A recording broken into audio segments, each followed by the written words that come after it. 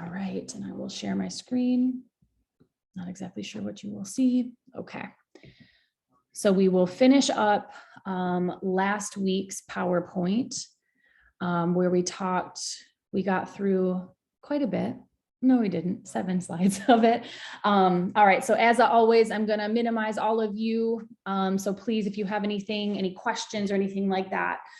So just recapping of really when you are the like big takeaway with all of the readings from last week and quite a bit from this week is not being afraid to attend to contextual, societal, cultural factors that absolutely play a role in one's experience of trauma. So, you know, we talked a little bit about, sorry, I don't know how to, okay. I always have trouble trying to do anything extra on the screen. So last week we talked a little bit about, you know, working with adolescents of color regarding race and not being afraid to ask questions, broach the topic, honor the client's comfort with that, where, you know, this might be something that your client is quite taken aback from with that question. Maybe it's something they have never been asked before, but also recognizing that particularly with male adolescents of color, particularly Black male adolescents, of really being misinterpreted and misconceptualized as angry. We talked about this in class, the trope of the, you know, angry Black female, as well, of having a trauma-informed lens with that is seeing a person beyond that stereotype, beyond that trope, and understanding the contextual factors that affect and influence inevitably an individual and how they experience life.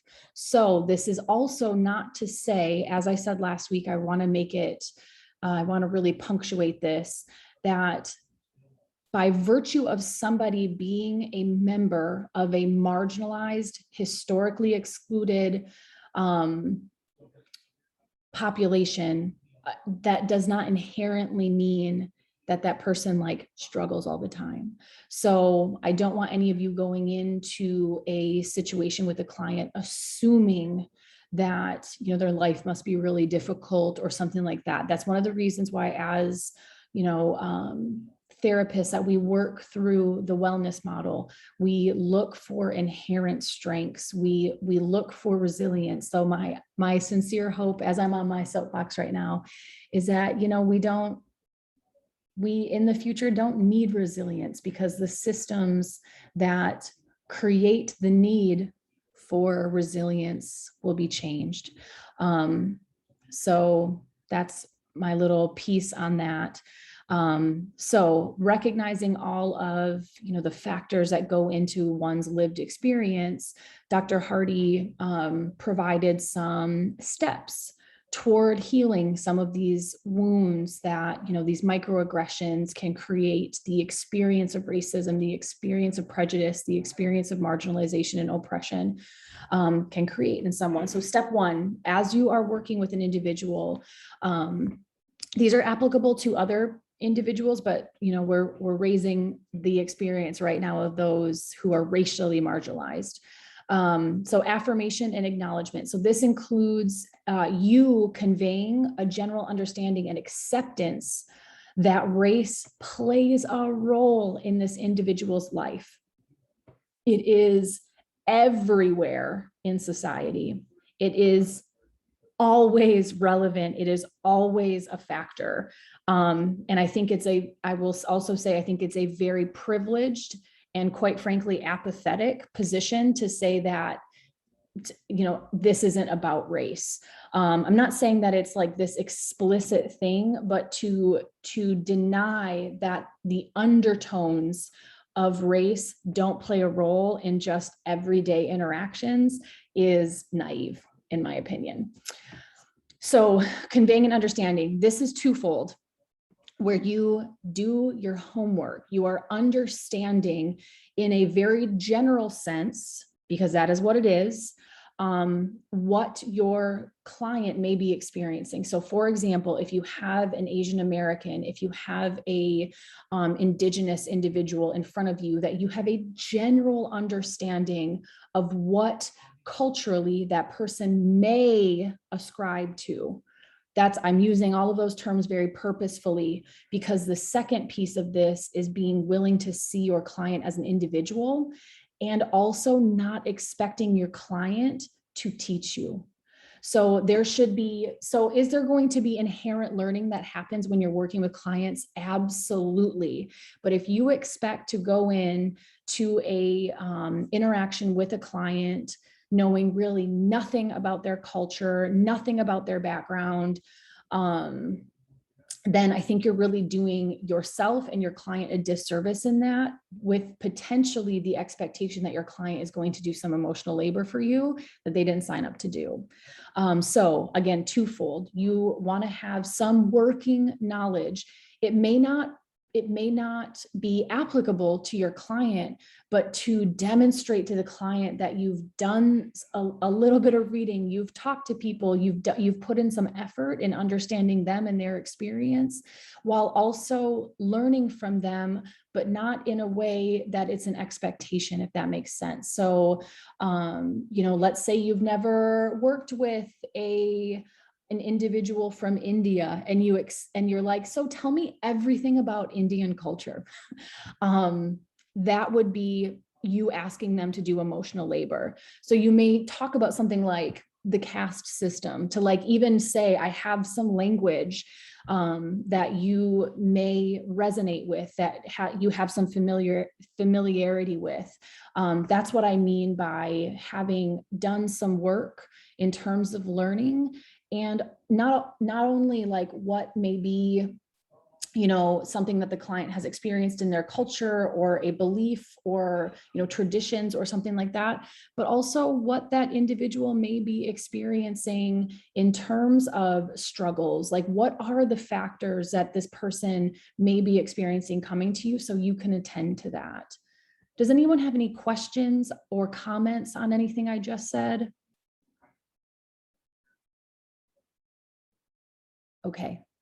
Step 2, create space for race. So this is healing racial wounds. This absolutely is applicable as well to other aspects of one's identity that are marginalized. So this, anyway, this could be gender identity, sexual orientation, sexual attraction, gender expression, religion, ability, SES, like so many things. So making space for it is the acknowledgement that no matter how collaborative we want to be, we express ourselves to be, that in the role of the therapist, we inherently have power, and we inherently have the ability to steer the conversation in places that are more comfortable for us, or that we don't realize maybe factors, like we may steer the conversation away from things that we may not realize might be factors for the client. So being very overt, purposeful, thoughtful in making space for contextual factors such as race. So the effort is made to identify race as a significant variable for your client, and you want to encourage that individual to talk as openly and candidly about that, their experience of race, as possible, recognizing that that person absolutely may not trust you. So remember, what we've been talking about basically since week 1 in this class is trust is not inherent in the therapeutic process, nor should it be expected or anticipated to be inherently there. So it is something that we cultivate through patience, consistency, grace, compassion, all of the things that we've been talking about throughout this semester. This is no different. It is, you can broach the topic, bring it into the room, bring up the topic of race in the room. And if that client goes, what are you talking about? Don't push it. But what you have signaled to that individual is, I'm aware of this thing. It is okay. You have full permission to talk about this if and or when you are ready. That's the message that you're sending in broaching. And broaching basically just means bringing it up. Broaching, we usually talk about that in terms of, or in reference to like more difficult topics. So step 3 is a racial storytelling. So here are some cues that you can, like questions that you can ask your client to elicit, and again, bring into the room the permission to discuss this. So questions like, can you tell me a story about the first time you realized you were treated differently because of your race? Can you tell me about a time when someone attempted to diss you based on your race? Can you tell me a story about a time when you felt proud to be whatever their racial or ethnic background is? So just being very overt in this conversation. All right, step 4 is validating. It is very easy and it is sometimes more comfortable to deny that this is a factor. So validating, as we know, provides confirmation in that client's worldview as well as their inherent worth. So validating the individual in talking to them and lifting them up as this untapped hero for moving through all of these difficult things. So again, this is what I mean by my hope someday is that we don't even use the term resilience. We don't need to, because the systems and the dynamics that are in society don't necessitate somebody to be resilient. But so it's sending the message like, you've been through a lot. You've been stereotyped, you've been pathologized, you've been demonized, you've been criminalized in whatever the stories are that they tell you. So highlighting, kind of not necessarily reframe. Well, no, you can reframe without dismissing, but reframing all of that as, this act of heroism, this act of, and that might also not resonate with your client either. So I'm giving you, or Dr. Hardy's giving you some ways to work with this that may be sending a message or sending a narrative, having an interaction with an individual that hasn't really had someone approach them or join with them like that. So then step 5, the process of naming. So this is what we know, like in narrative, as externalization. So we know, and with our readings around shame as well, that when you give a name to, when you speak of something that feels unspeakable, it's so overwhelming, it takes some of its power away. And it also gives it you have something kind of to hang on to. So naming, the process of naming. So the objective in this step, in step 5, is to give words and put words on racially based experiences. So this offers the opportunity to have external and consensual validation around this youth that is racially oppressed and helps restore their voice. So it gives them something, it gives them words to speak to this experience that maybe they haven't had the words, or they haven't felt they've had permission to express in this way. And then step 6 is externalizing the devaluation. So remember, we talked about internalized voicelessness, internalized devaluation. So if you hear messages around your lack of value, or any narrative, any messages that are inherently harmful to an individual, if you hear it enough, you begin to say it to yourself.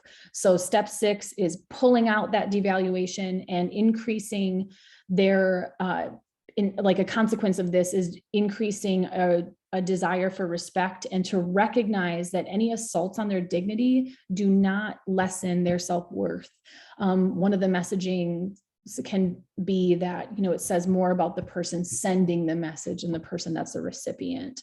So just not like working to liberate that individual of the weight of this internalized devaluation or the internalized voicelessness, and allowing that burden to be somebody else's. They don't have to carry that. So step 7 is to counteract to the devaluation. So, Let's put it over here where it belongs. And then you're going to provide resources to this individual to help them, things like emotional, psychological, behavioral.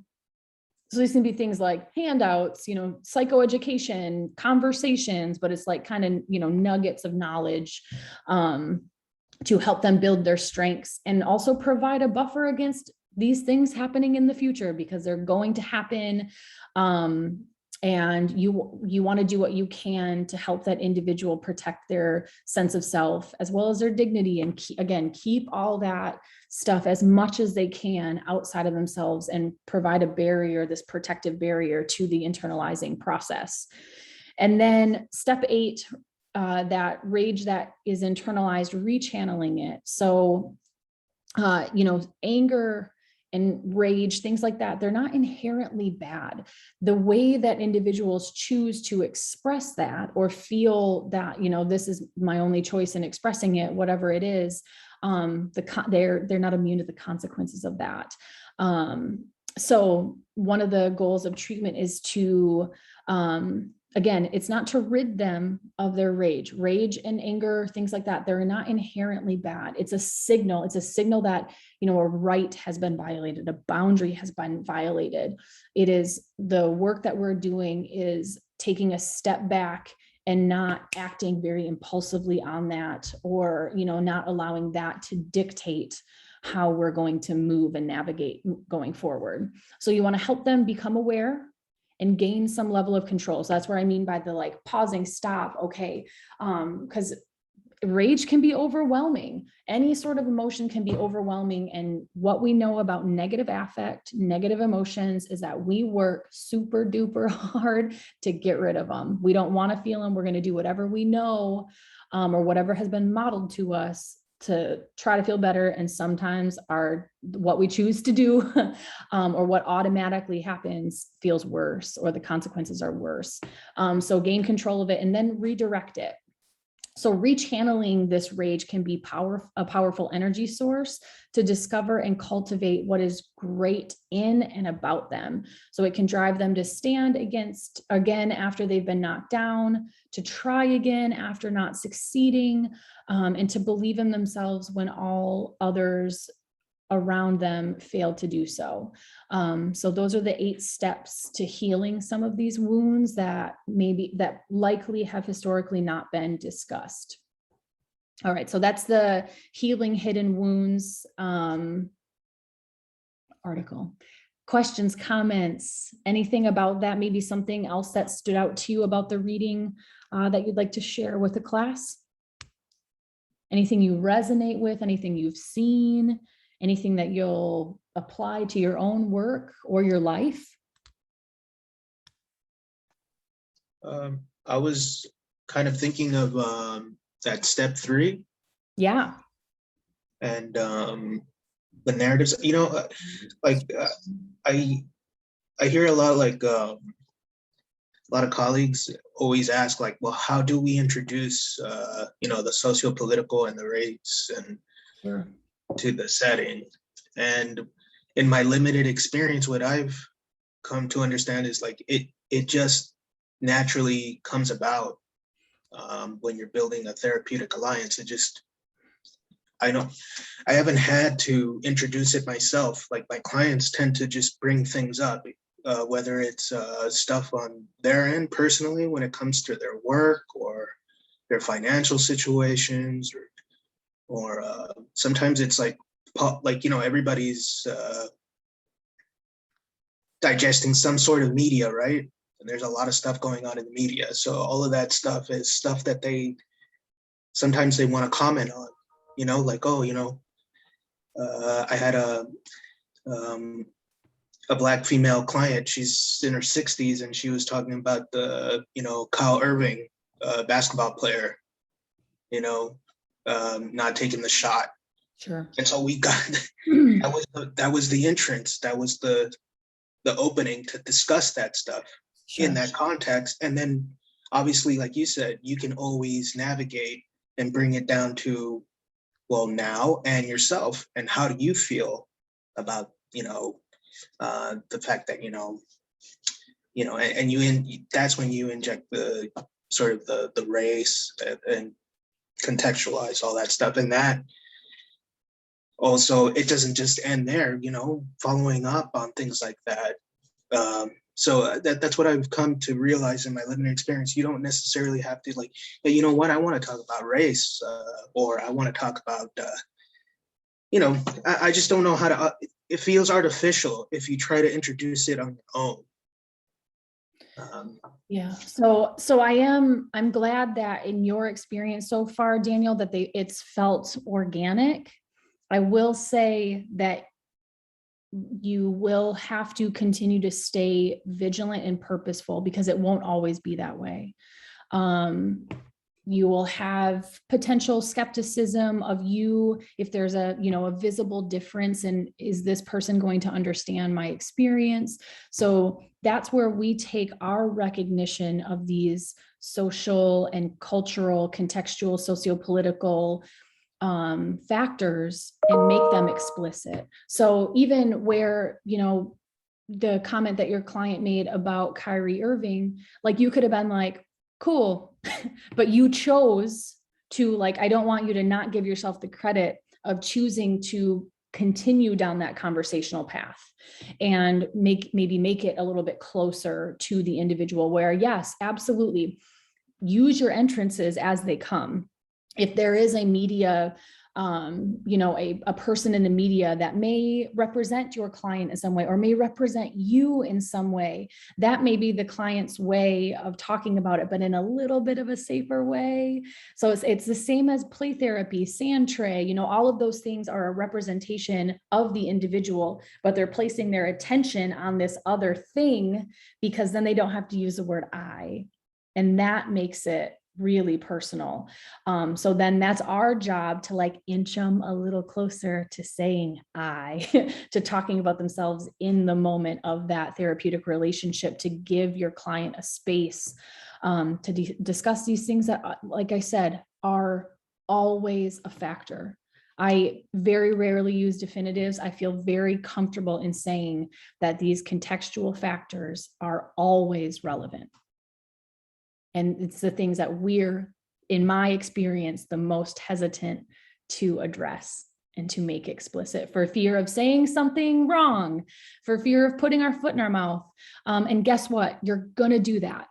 I just really want to give you all it's going to happen. And that shouldn't be the reason that you don't broach it again. That is a learning experience where you're going to go to your, consultation group, you're going to go to your supervisor and go, I think I need a little bit of guidance on this. But that doesn't stop us from doing that very important piece of our job of making contextual experiences and factors, bringing them in the room and allowing a space for our clients to talk about that. All right. Thank you for that, Daniel. All right, so I guess I can, what am I doing here? I don't know. Come on, computer. All right, so the next article that we read last week, or maybe you read it this week, Racism and Ethno-Violence as Trauma Enhancing Professional Training. So this, in conjunction with our, understanding of PTSD, another one of the major messages in our readings over the past couple of weeks has been, we focus very heavily in terms of diagnosis on PTSD symptomology, inclusion criteria. And what we know is that some experiences of things or oppressions having to do with things like race, gender identity, sexual attraction, sexual orientation, they don't quite meet the criteria for PTSD, which is one of the big critiques of that diagnosis. That doesn't mean that that person isn't affected by that. So one of the, again, going even kind of bigger picture than what we were just talking about, is the recognizing, and again, bringing this into the room, any sort of threats to a person's cultural or racial self-integrity. So recognizing that this absolutely has an effect on an individual, and it's our job to bring space to talk about that. So what we do know is these threats can make a person more susceptible to PTSD and their associated symptom clusters, but it hasn't been studied enough to really know that. So a lot of things in regard to contextual factors like this is we have to do some more studying. We have to do some more research to know more. Anecdotally, we know, empirically, we have some evidence, but again, it's just something that we have to continue as a field to put at the forefront of our research. So with experiences like rape and domestic violence, the effect of racism may be overlooked or not considered. So especially if that individual is coming to us in crisis, we're going to, potentially laser focus on the experience while not giving due focus to their social position, their experience within the world because of their, intersections of identity. So just again, the physical and emotional distress that a person can experience from an acute trauma like rape or something potentially more more chronic like domestic violence. It doesn't necessarily have to be chronic, but I'm just giving that as an example. It can be affected by their experience with racism. So bringing that conversation and that topic into the room. So another thing to really keep in mind as you are, because a lot of what we're going to be talking about in subsequent slides is about the assessor. So an individual's reactions and perspective, or the reactions and perspectives of more powerful people like researchers, service providers, the perpetrator, colluders in racism and ethnoviolence, they may be more powerful in how the recipient of the trauma experiences that traumatic event. So this is an invitation for all of us to really look at ourselves and how we view trauma, how we conceptualize and how we are emotionally affected, or is it something that we turn away from these societal experiences by others or of others with things like racism and ethnoviolence. So our response to that, or our conceptualization of that, absolutely has a bearing on the individual's experience of that traumatic event. So some symptoms that you may see in the room. So Dr. Wing Su he has done some beautiful work in researching microaggressions, and I want you to hear about them from him. I found a little clip that I think is I found it, and I have 4 different windows open of stuff. I have too many things going on in my life right now. Is this it? Yes. So I want to show you a little clip. So you may very well be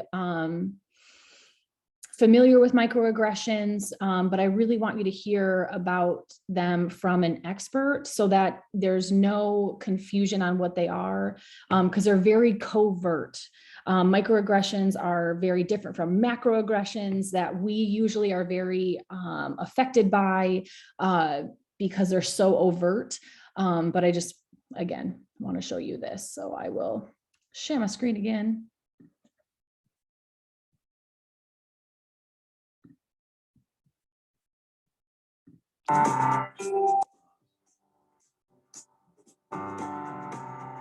My name is Daryl Wing Su. I'm professor of psychology and education at Teachers College at Columbia University. Many people have asked me how I became involved in research on microaggressions and microinterventions. And it really began about 20 years ago when I formed research teams here at Teachers College to explore issues of which I personally have been involved in. One of the things that I want to quickly do to begin with is to define for all of you what microaggressions are, and then illustrate them in terms of using examples from my personal life. Microaggressions are the everyday slights, indignities, insults, put downs, and invalidations that people of color experience in their day-to-day interactions with well-intentioned individuals who are unaware that they are engaging in an offensive way towards marginalized group members.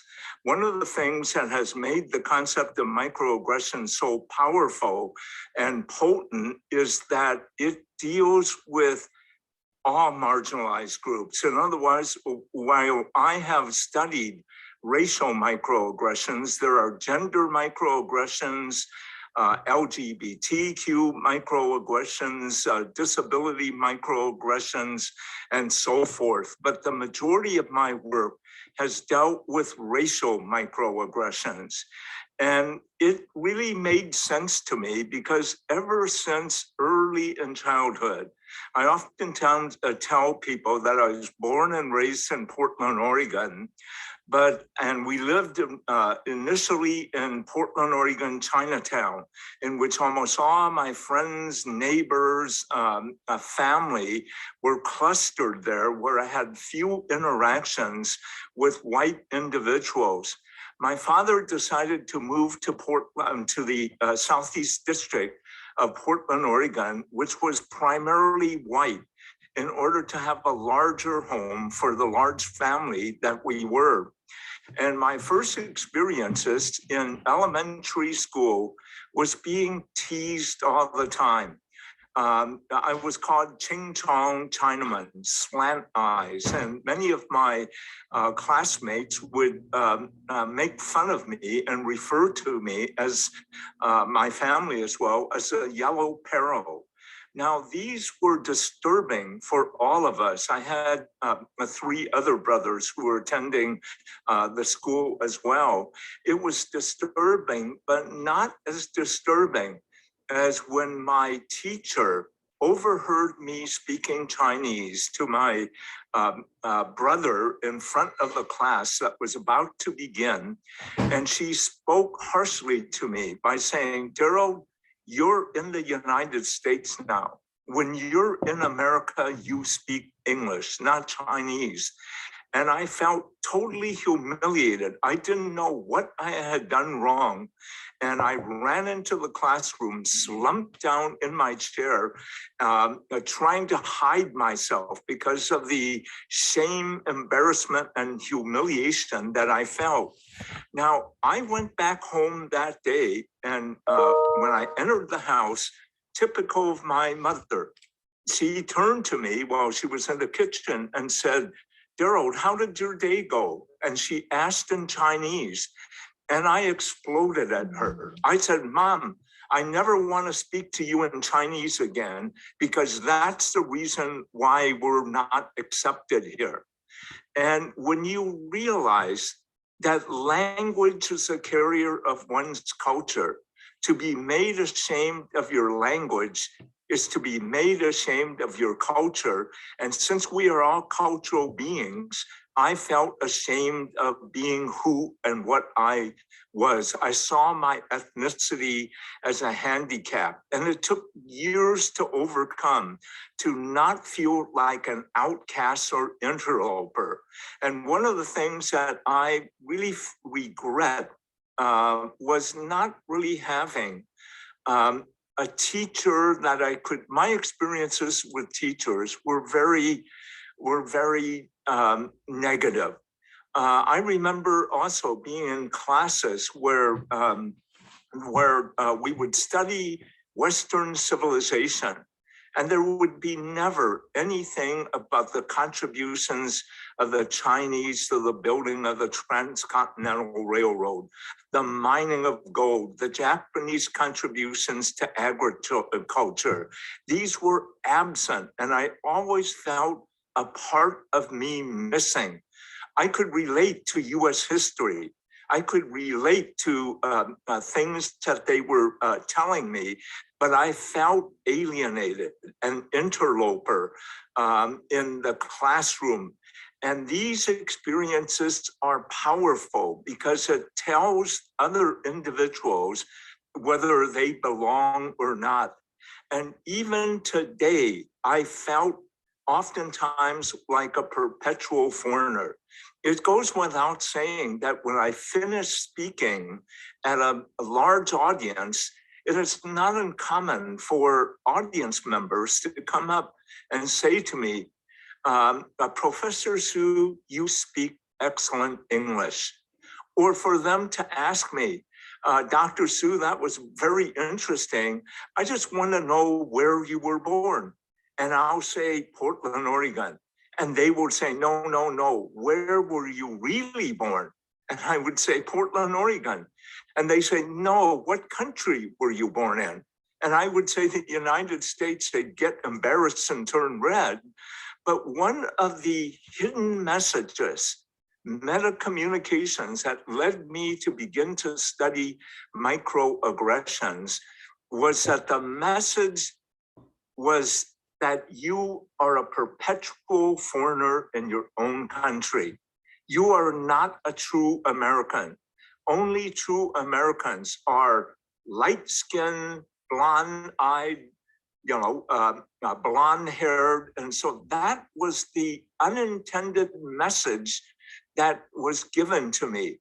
And now in my research on microaggressions, I study meta communications, and the invisibility of meta communications is that they are oftentimes perpetrated by well-intentioned individuals. For example, the person complimenting me for speaking in good English is not a mean, evil person. They see it as a compliment, but the hidden communication is that I am an alien in my own country. And I begin to tie these in to what some of my African-American brothers and sisters talked about frequently, that, if you go on the subways here in New York prior to the pandemic, it would be crowded. And I noted that if you wanted to find an empty seat, it was always next to a Black passenger. It was always an empty seat or the seat seldom or last taken.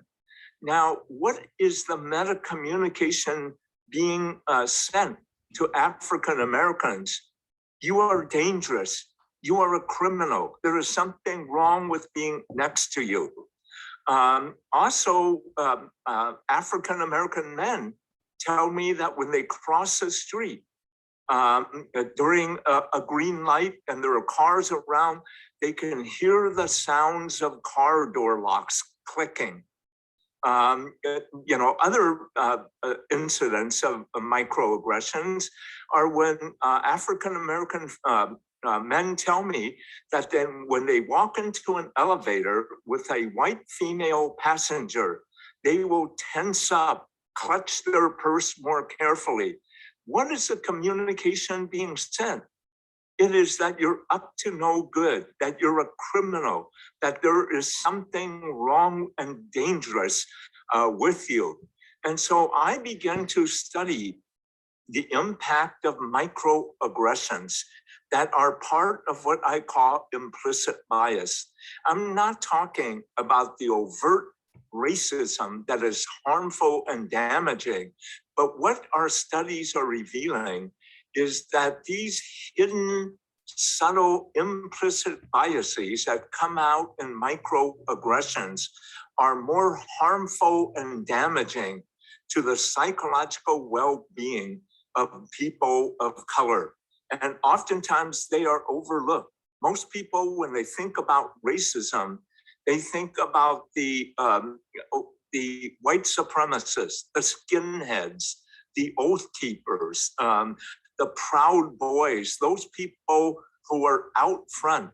But what we're finding out is that well-intentioned, ordinary people who experience themselves as good, moral, decent individuals are perpetrators of harmful microaggressions. And for people of color, it is very difficult to deal with. If I meet an overt Klan member, there's no guessing about where they're coming from. I can deal with that. But it is very difficult to deal with a colleague who is well-intentioned and in which their biases are invisible to them, and in which they, in some sense, deny when you bring it forth that indeed is what is going on. And most of our studies really have dealt with the harmful impact of microaggressions, their manifestation dynamics and impact. And our most recent study is that given that microaggressions are so prevalent in our society, so common among well-intentioned individuals, what do we do about it? And we have begun to go into another area of research that deals with anti-bias actions, what we call micro-interventions. What targets, allies, bystanders can do when they witness a moral transgression. And we have been able to identify hundreds, literally, of anti-bias strategies and actions that can be taken. And we classified them under 4 main headings: making the invisible visible. As long as microaggressions are invisible to the perpetrator, there is no motivation to change. Educating the perpetrator. How do we educate them so that they realize that what they are engaging in is harmful and offensive to marginalized group members? The third one is that oftentimes microaggressions are so harmful that you have to disarm it immediately. And the fourth list of strategies that we developed was, in essence, seeking outside support and help. It is oftentimes dangerous in light of power differentials that exist between you and perpetrators. It is oftentimes dangerous for you to intervene, whether you are a target or bystander or ally or not. And in those situations, you really need to seek outside authority help, someone who will equate the power differential that may exist between you and the perpetrator here. And so that has been our most recent work, training individuals to engage in micro interventions to counteract, negate, and disarm microaggressions that occur.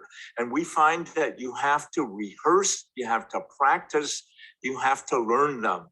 And the most damaging thing we find is not that people aren't motivated to take action, but they simply don't know what to do. They are paralyzed. And there is nothing worse than feeling disempowered. So by virtue of our work on micro interventions, what we are doing is empowering the targets and white allies to intervene on behalf of everyone.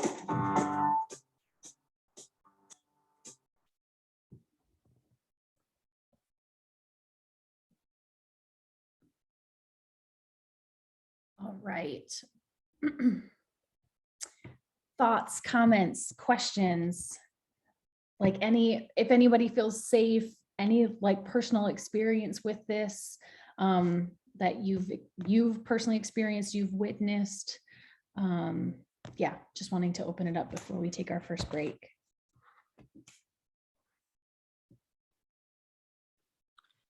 I was thinking about when was talking about African American men and them, some of them like hearing doors locked when they pass by, and you know, that's not, of course, that's not some. Well, I'm not a man, African American man, so that's not something that I've experienced, but which was interesting to hear that that's something that they have experienced. But I also thought about just the intersection of being an African American and being a woman. Like I lock my car doors anytime a man walks past my door, whether they're Black or any race, it doesn't matter to me. Yeah. So I think that's just interesting, you having to realize like the intersections of your race and also your gender and other marginalized parts of you. Right. Because, it just goes to show that like, I'm not doing it. I'm doing it to protect myself, but I'm not thinking about what that can relate to other races or just, even my own race, like of men that walk past, it's just a matter of me realizing that as a woman, like, not only do I have to take care, I have to take care of that part of myself and also realize that my race plays a part in it too. So it's really interesting. Absolutely. Thank you so much for sharing that, Summer. And I think one of the things you're speaking to, and I can't remember if I mentioned it. I think I mentioned it in class last week. But I think you're speaking to the concept of the catch-22, where, if you are the recipient of a microaggression, which again, like what you're saying is, I don't care anything about your race. If you are a man and you're around me, like I feel a need to protect myself as a woman. And that may be received differently by different people. So Dr. Sue talks about the concept of the catch-22 of, if I am the recipient of a microaggression, if I experience a microaggression and I say something, so the catch-22 is basically like, you're in a no-win situation. So if I say something, I might be dismissed. I may be told, I might be gaslit. I may be told that I'm overreacting. That's not what I meant. So you're met with no validation. Like, it very rarely is someone going, oh my gosh, I didn't think of that. Thank you for bringing this to my attention. I did do that. Like, I don't know what percentage of the time, but I would guess it's a minority percent.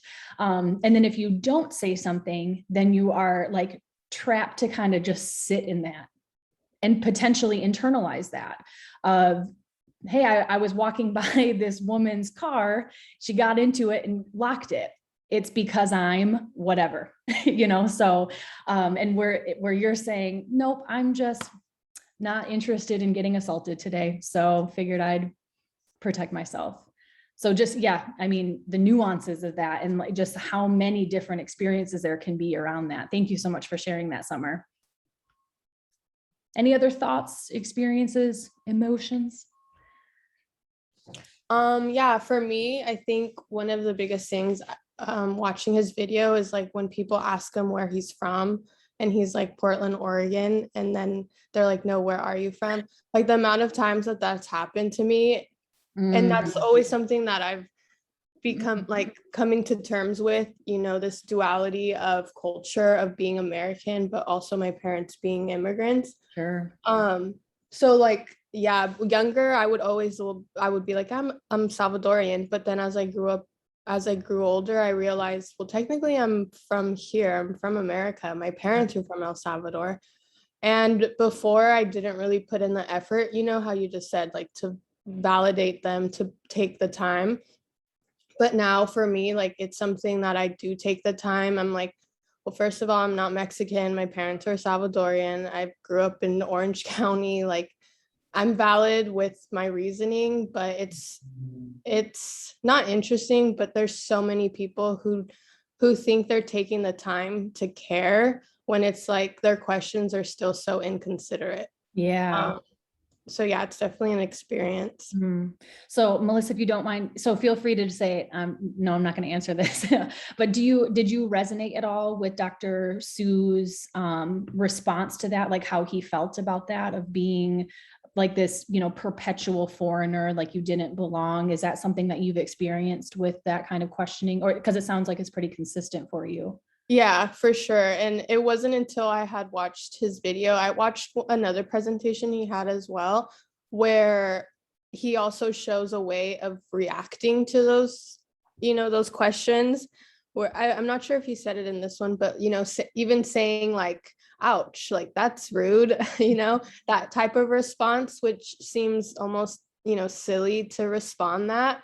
But in doing so, I feel like I'm sure like when he does it, he validates himself. And then me thinking of responding that, it is hurtful. Like it is a valid response, because it's like you're assuming I'm foreign when I'm just as American as you. Absolutely.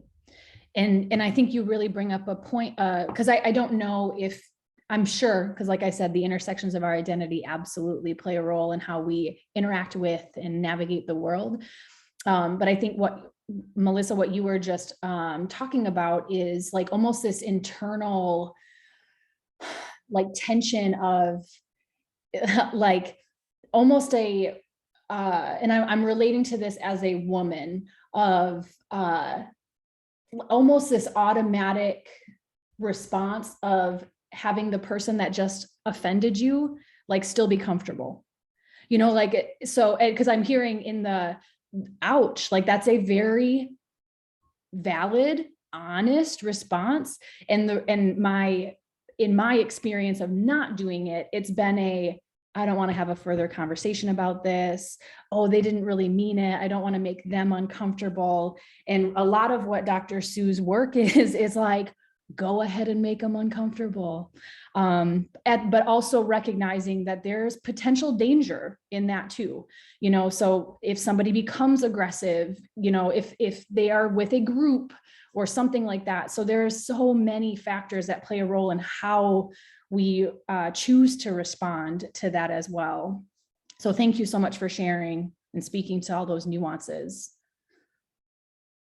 Yeah, metacommunication, man. We do it all the time. We can't not communicate. It's impossible. Any other thoughts?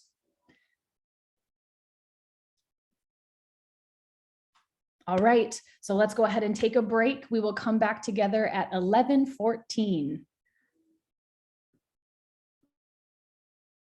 Back.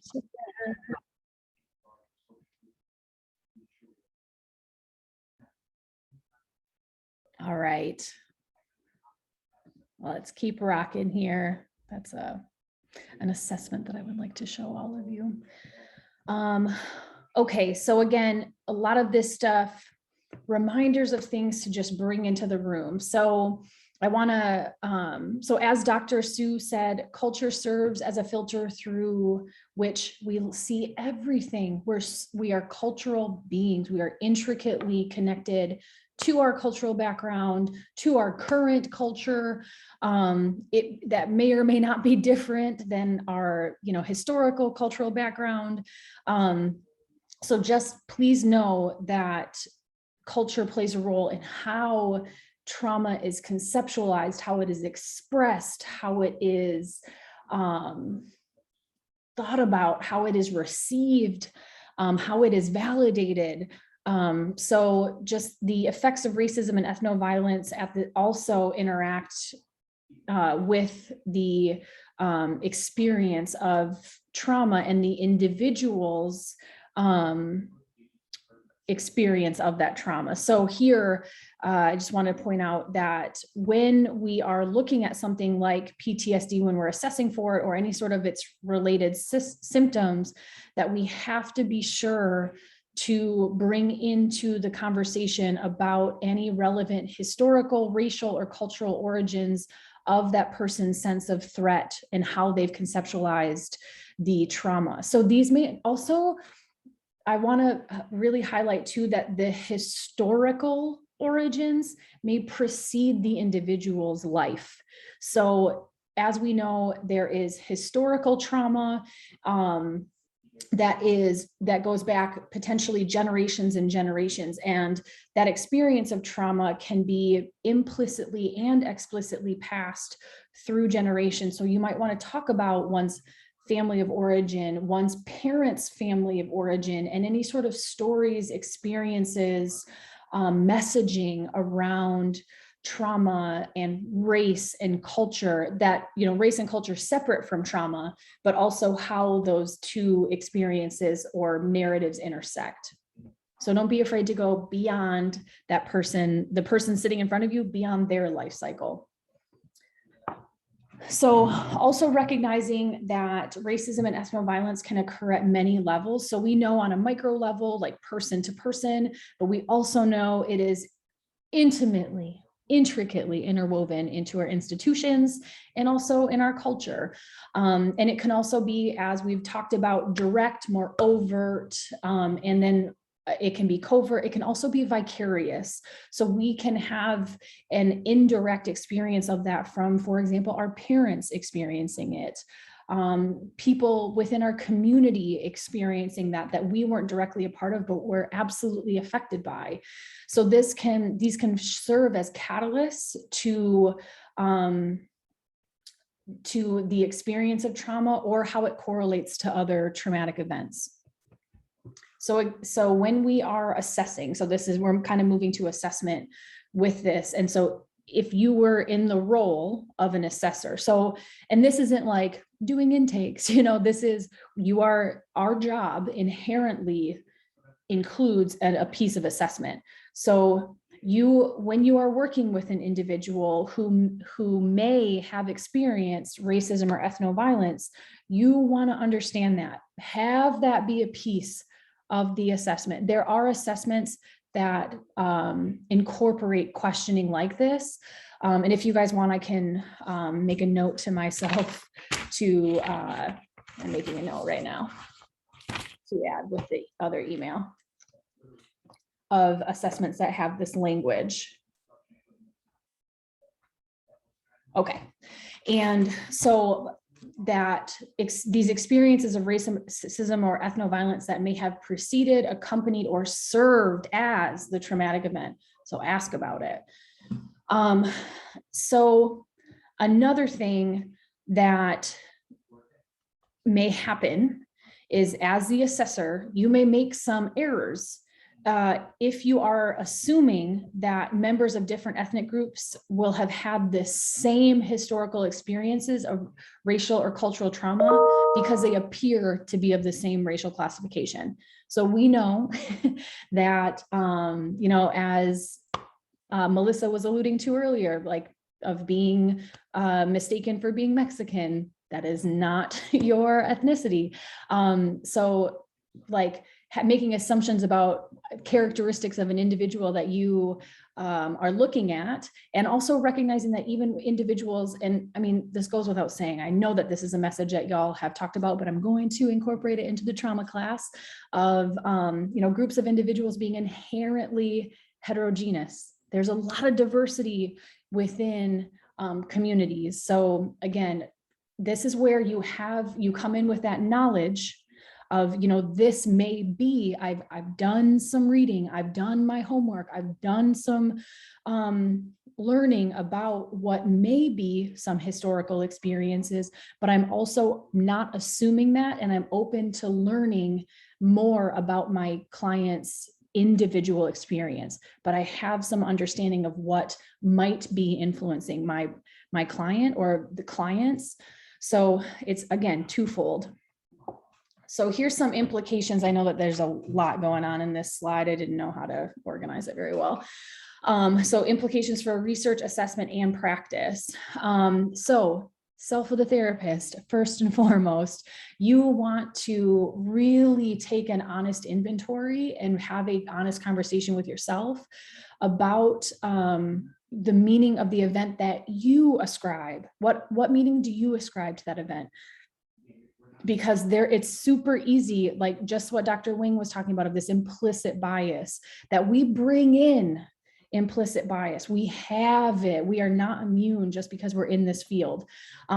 So just making sure that you are understanding what meaning you're giving this experience, and you're asking the questions to be able to understand what meaning that your client, the person bringing it to you, is what meaning they're putting on it.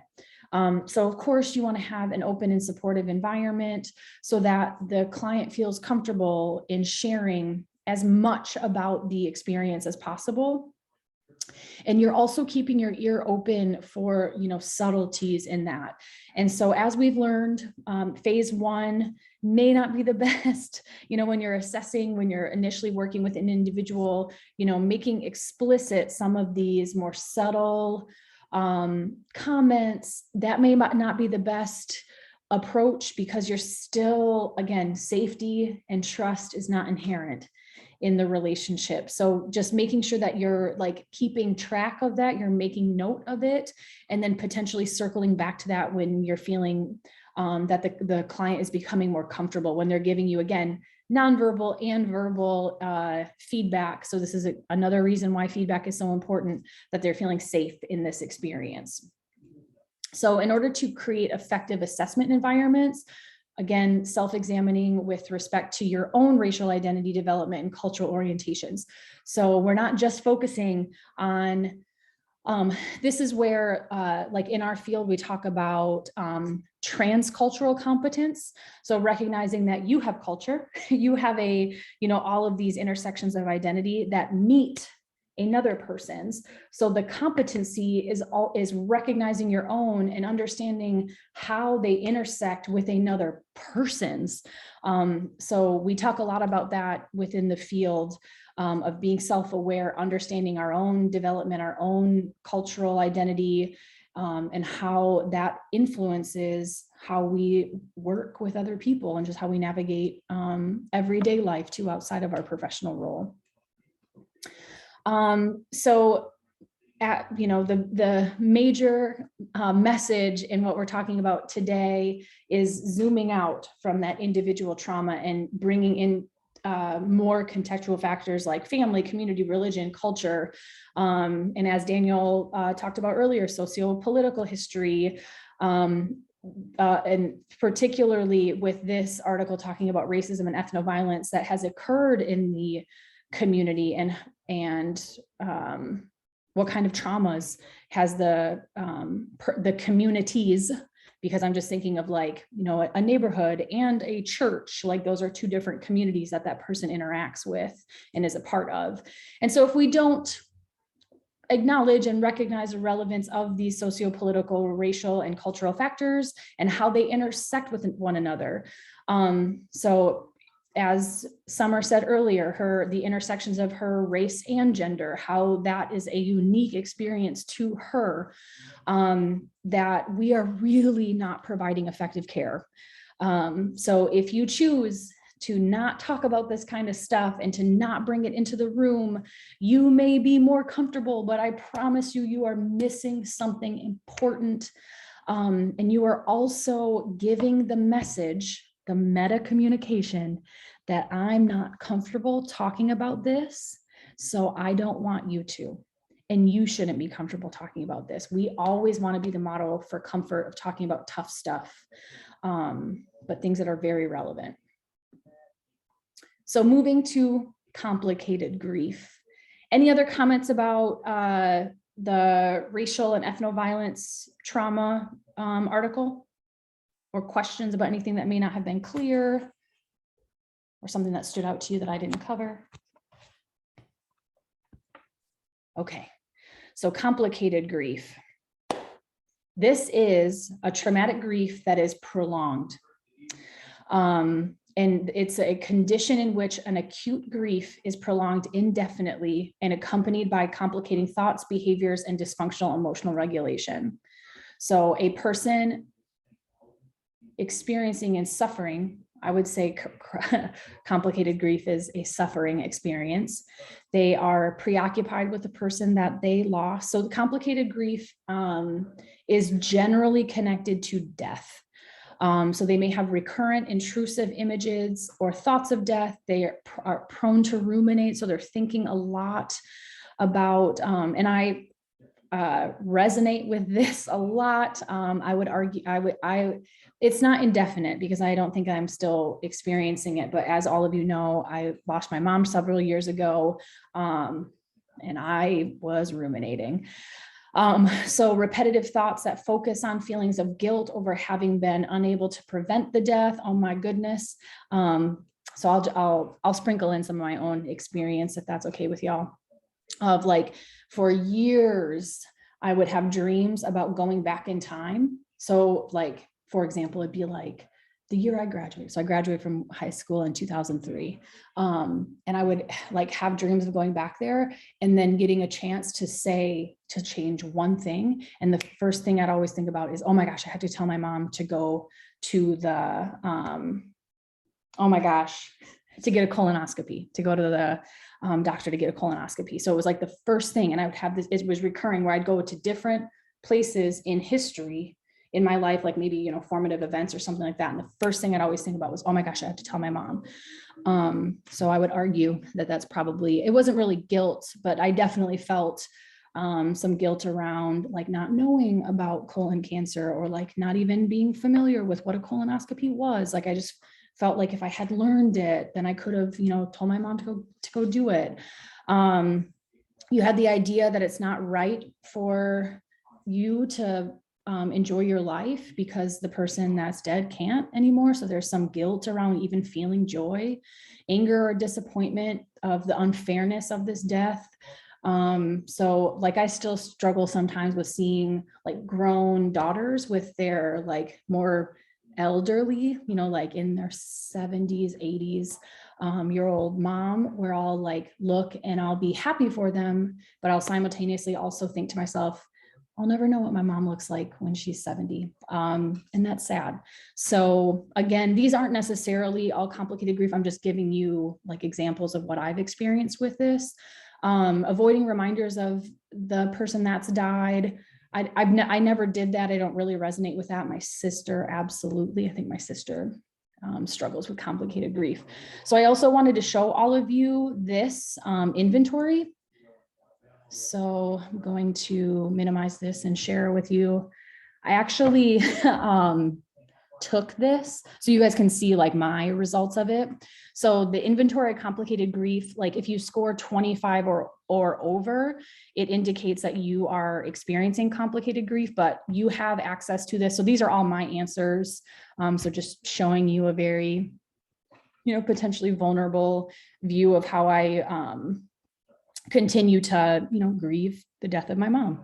So you can, there's like a spelling error, but it's not a big deal. So the ones that I struggle most with is longing for my mom. Like I feel drawn to places or things that are associated with her. So that's, you know, kind of the opposite of avoiding. But then when I score my answers, so 19, so scores of 25 and below are less likely to indicate significant impairment. I do not believe that, you know, I'm struggling with complicated grief. I think that for because remember, it's prolonged. So when I was talking about some of the experiences that I've had, those were, you know, within a handful of years of my mom dying. So that would be considered more regular, uncomplicated grief. So thank you all for listening to my story with that. So the role of rumination and avoidance. So they seem, you know, at kind of odds with one another, but they definitely can coexist. So rumination centers on interpretations of grief itself. So this person, you may be working with somebody who, you know, wants to move forward from their guilt, you know, or from their grief, not experience it so wholly encompassing. But this person might also believe that grief is the last thing that they have left to stay connected to their loved one. So these are all things that I really encourage you to be aware of and be sensitive to. So they believe that mourning must remain active and painful so they don't lose their loved one completely. Again, it's my grief maybe my only connection to my loved one. And if I don't do that anymore, does that mean I've forgotten about them? I feel guilty about, not feeling sad that they're not here. So people with complicated grief are often fearful that they'll forget about the person who died, even though this person has been the most special and important person in their life. So again, their grief is their connection to that. Their active mourning, their active feeling sad about this person's no longer physically being here on earth. So there also may be, so this is again with complicated grief, the avoidance piece of painful reminders that the person is gone can be regularly observed in individuals with complicated grief. Treatment for this entails helping the person, your client who's bereaved, to relinquish the thoughts and behaviors that impede their mourning. So this is speaking more specifically to the avoidance piece. I'm not going to, go to my loved one's grave if they have one. I'm not going to go to the neighborhood where their home was. I'm not going to watch TV shows that they watched. I'm, no longer going to do maybe an activity that we did together. And so the goal of this is to revitalize a natural grief process. Grief is inherent when you lose somebody you love, or, when we've talked about, having an experience of a person who was, chronically traumatized by an individual, when the perpetrator dies, what do we do with that? So grief can be connected to individuals who were not kind, but may have played some kind of significant role in your life, whether that was positive or more negative. So you want to facilitate the natural grieving process by processing and confronting the unwanted reality about the individual who's passed. So you're just opening up the door for processing. Many times with avoidance, as we know, it's just something that's there but hasn't had attention paid to it, so it lingers, but you're stuck with it because you're not actually talking about it. You're not actually feeling the feelings. So it's opening up the door to actually feel the feelings of grief and to talk about that individual. So when you are conducting therapy with an individual who is experiencing complicated grief, so this is kind of like a little bit of a playbook here. You're focusing on revisiting the loss and helping the clients to reimagine their ongoing relationship to the person who has passed and re-envision their own future lives. So I've had this experience I currently have a client who lost her dad about 1.5 years ago. And so one of the things that I had to be very aware of was after my mom died, I leaned into my faith a little bit more. Like, I absolutely wouldn't consider myself like religious or anything like that. But my mom was raised Catholic, converted to Lutheranism. I was raised Lutheran. And in my belief system, there's an afterlife. So my thought process was, I can lean a little bit more into my faith because my mom's soul and spirit is somewhere around here. So if I lean into that, then I can have more of a continued relationship with my mom. So that was my thought process. My client identifies as an atheist. So this was something where I, quite frankly, was a little bit at a loss on how to help her initially with an ongoing relationship with her father, and even, if this was something that she wanted. So I share that because, I automatically thought, oh, well, this was helpful for me. And we're alike in a lot of ways, so maybe it'll help you. And then when she shared about her religion, I was like, okay, because I even had to like really alter my language around it, because I was so used to talking about my experience with all the language around that, that I just had to be mindful. So the treatment with complicated grief is bi-directional. So there's this healthy adjustment to the bereavement and mood regulation. So this is where when you're creating space for the emotions that come with grief, that you're also making sure that there's some modulation that happens, so that person, it doesn't, dive into a depression or becomes very anxious or super distressed. So you're creating a space to grieve, but grieve in a way that's not all encompassing, or can be, freezing that person and where they are, and being totally overwhelmed by the grief. So strategies and techniques in the middle phase of treatment. So this is what we're talking about, phase 2, like more action oriented stuff. Incorporate revisiting exercise, which we've talked about, both imagined and situational. So this is, some of that in vivo stuff, that exposure stuff, as well as structured memories. So you are, much of this is derived from cognitive behavioral therapy. So when you are imagining like when you're doing some imagined revisiting, you're focusing on the story of the death. So the client is you're inviting the client to close their eyes, again, if they feel comfortable, right? So this is something that not everybody feels comfortable with, and imagine that they're back at the time that their loved one died.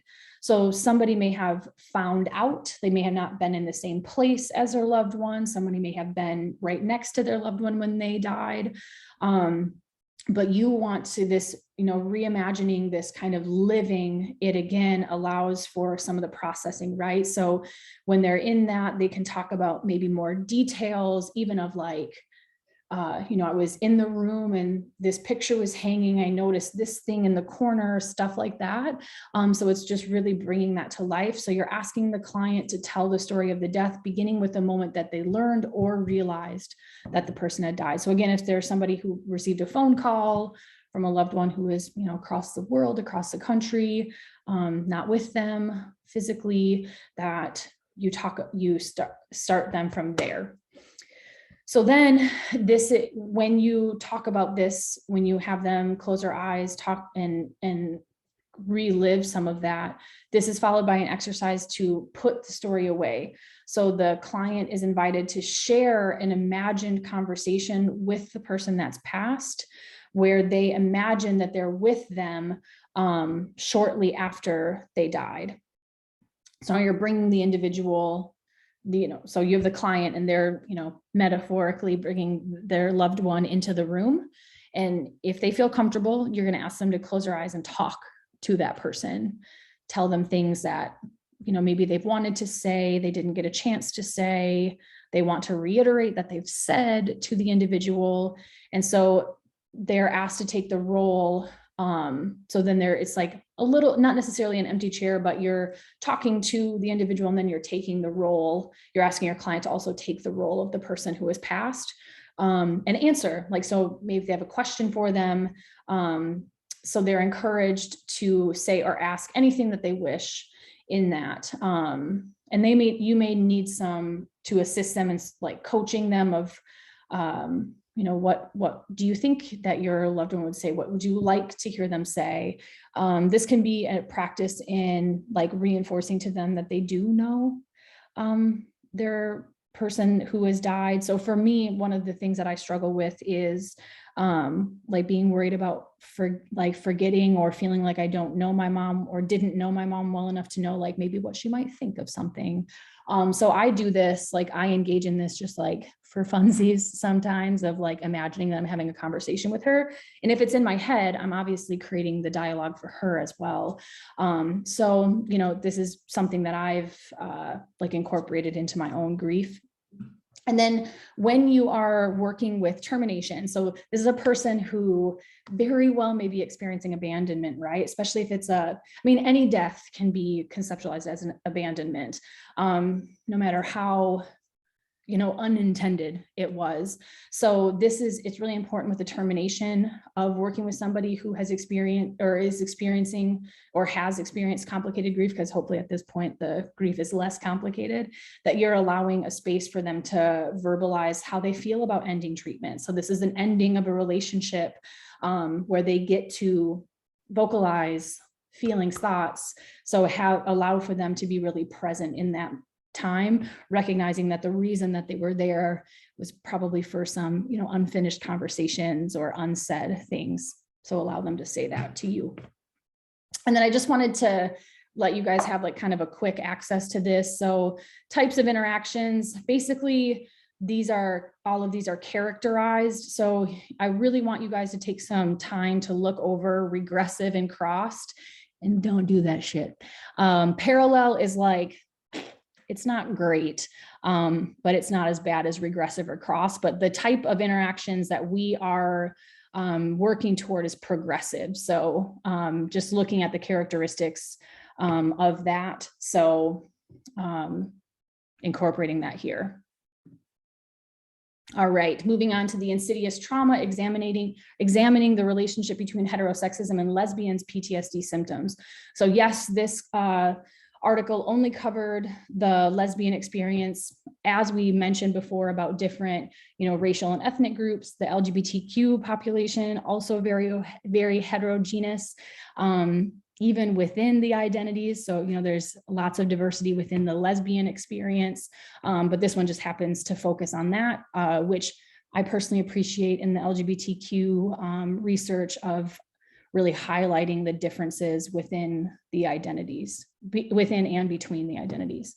So what is insidious trauma? It is an ongoing negative experience associated with living as a member of an oppressed group. So again, this is any sort of part of a person's identity or intersections of a person's identity that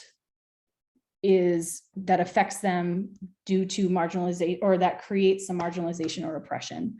So we have lots of different identities that fall into this category. So speaking specifically with sexual orientation, so looking at sexual orientation-based hate crimes and how they have been linked to a wide range of mental health symptoms like depression, anxiety. So these are just things to know. Again, these are incidences or experiences that may not meet the criteria for PTSD. They are absolutely experienced as trauma. So this is where, if you're getting into semantics, if you're going strictly based on a diagnosis, you really might be missing something.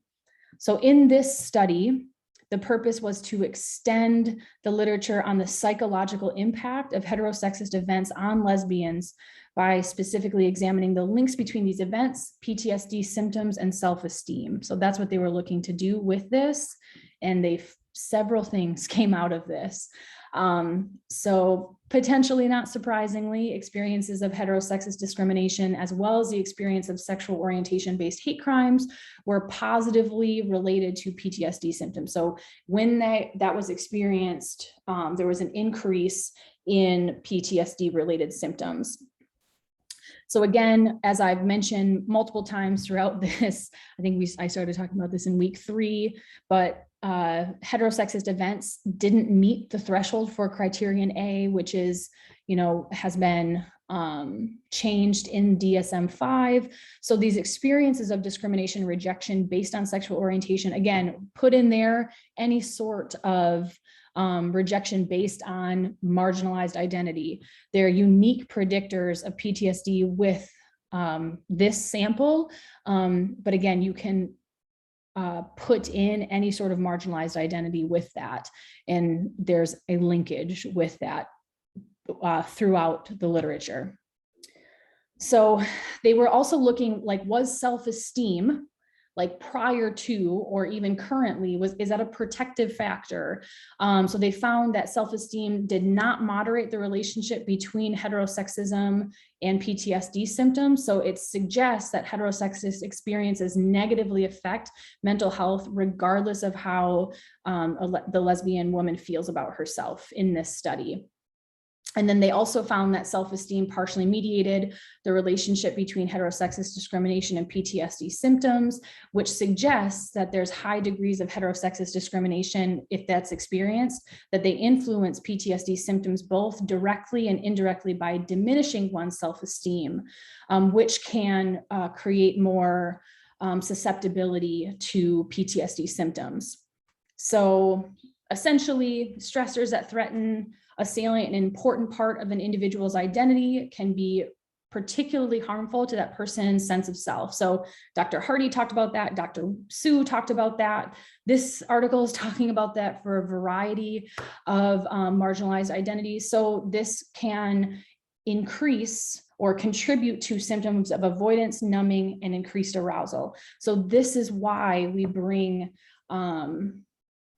these factors into the room. This is why we give space to it, because there is mounting evidence that marginalized identities are negatively impacted and not always kindly received.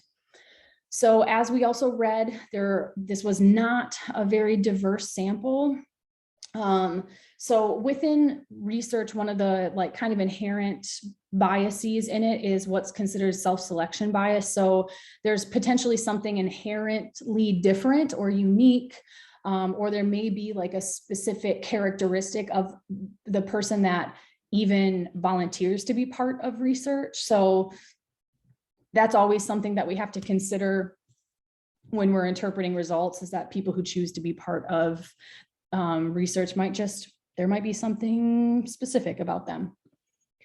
And then clinical implications. So if you are working with lesbians, you're encouraged to pay attention to specific external stressors and understanding heterosexism. Cissexism is another thing to working with the trans community and how it plays a role in that person's life. And then, of course, working from a feminist and multicultural model helps for elevating and punctuating those contextual factors. Also allows for inherent in those things, in those approaches, is the technique of externalization and understanding these external factors. So you're not pathologizing your clients, you're really seeing them in context. So you're not just looking at the symptoms, you're not just looking at what they're presenting with, you're understanding them in their whole social experience. All right, so that's week 11. Do you guys want to take a little bit of a earlier break and then finish? I don't know if we'll finish early, but we'll just focus on this week's stuff for the last hour. Yeah, okay, cool. So let's go ahead and take a break, and I will see all of you at 11:58.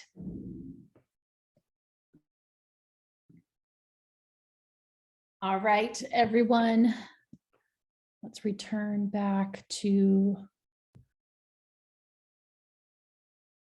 our week 12 stuff. Did we catch up on the reading? Did anybody not get a chance to read week 12 stuff? If so, there's a lot of good clinical applications to the reading. So, okie doke. All right, so I'm going to start at the bottom of this because I think it fits with what we've been talking about. So I'm definitely curious to hear some thoughts on this article. So basically, as y'all read, this was kind of a follow-up interview with the children of Holocaust survivors, as well as children of the Third Reich. So these are at least a generation removed from the direct experience of the Holocaust. So facilitating conversations between these two groups of people. So I like I said, I want to open up to the group of just reactions from the reading. So one of the things that we do know about trauma is that there absolutely can be an intergenerational transmission. And we know that on a molecular level. So the intergenerational transmission and the PTSD symptomology can be predicted in a way through past generations, the severity of their PTSD symptoms. So one of the things that the reading points out is being a member of a group like survivors of the Holocaust can create intergroup prejudice. So, an othering out of a desire and a need for survival, of a need for self-protection. So there can be, even if that person that represents, this historical trauma had nothing to do with it, that there can be an othering that happens, a prejudice against that individual by virtue of some historical experience. And again, that's some of that intergenerational transmission that can happen. So I'm going to stop my share, and I'm just curious on, like, as you were reading this, what your thoughts on the study, your thoughts on the findings. So I thought it was quite interesting. So I just thought maybe other people might think it was interesting. I had a really interesting experience reading this article. In high school, I went to a Jewish high school, and I actually went on this trip called March of the Living, where first it was my high school and a bunch of other Jewish high schools around LA. First, we went to Germany, and we went to visit all the concentration camps, and we had about 8 or 9 Holocaust survivors with us on the trip. And then after we went to Germany, we all went to Israel and celebrated. And it was really interesting because a lot of the students were very hesitant. And in Germany, they were feeling really uncomfortable. And something a lot of the survivors told us, because these survivors go on the trips they go on this trip every year. And I remember them telling us just about how they also had the same kind of resentment, but throughout the years, as they've gone on the trips and spoken to the people in Germany, and they've really just gotten to know people, it's really just been humanizing and made them realize that the people that are living in Germany now are not their ancestors. They're not Nazis, and they're not the people that were involved in the Holocaust. And it was kind of just this unification of the two. So I saw it firsthand, and it was such an interesting experience. So reading this article, I was just oh yeah, I've lived through this. I've been through this exact kind of, not the study, but a similar experience.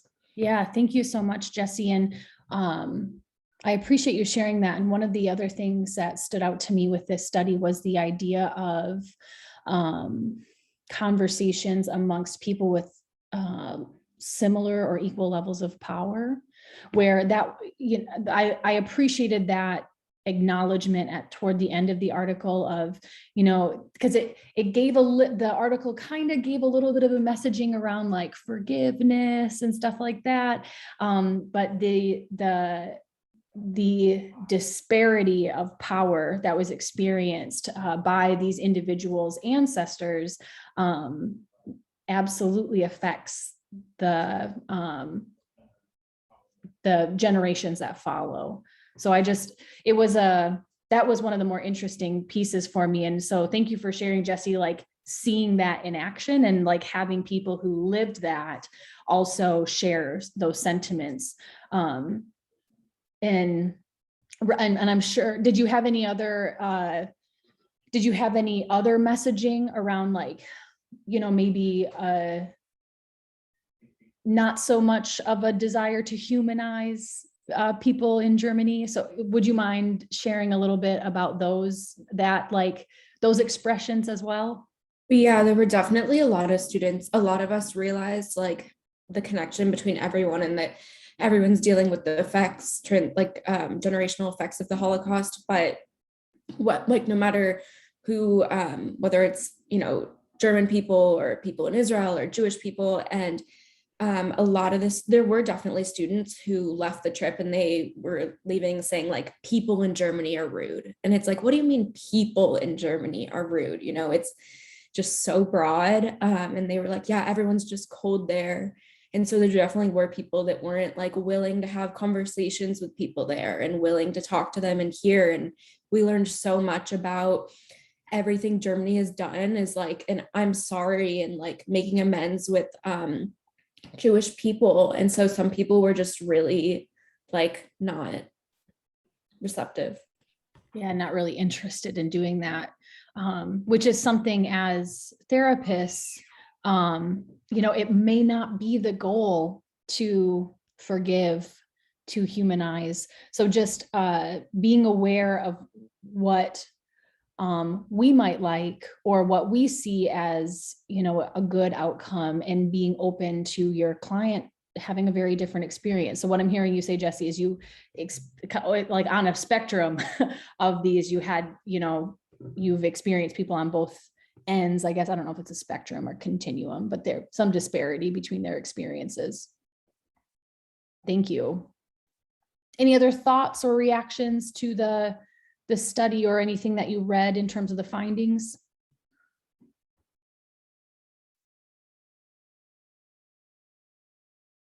All right, we'll keep rocking.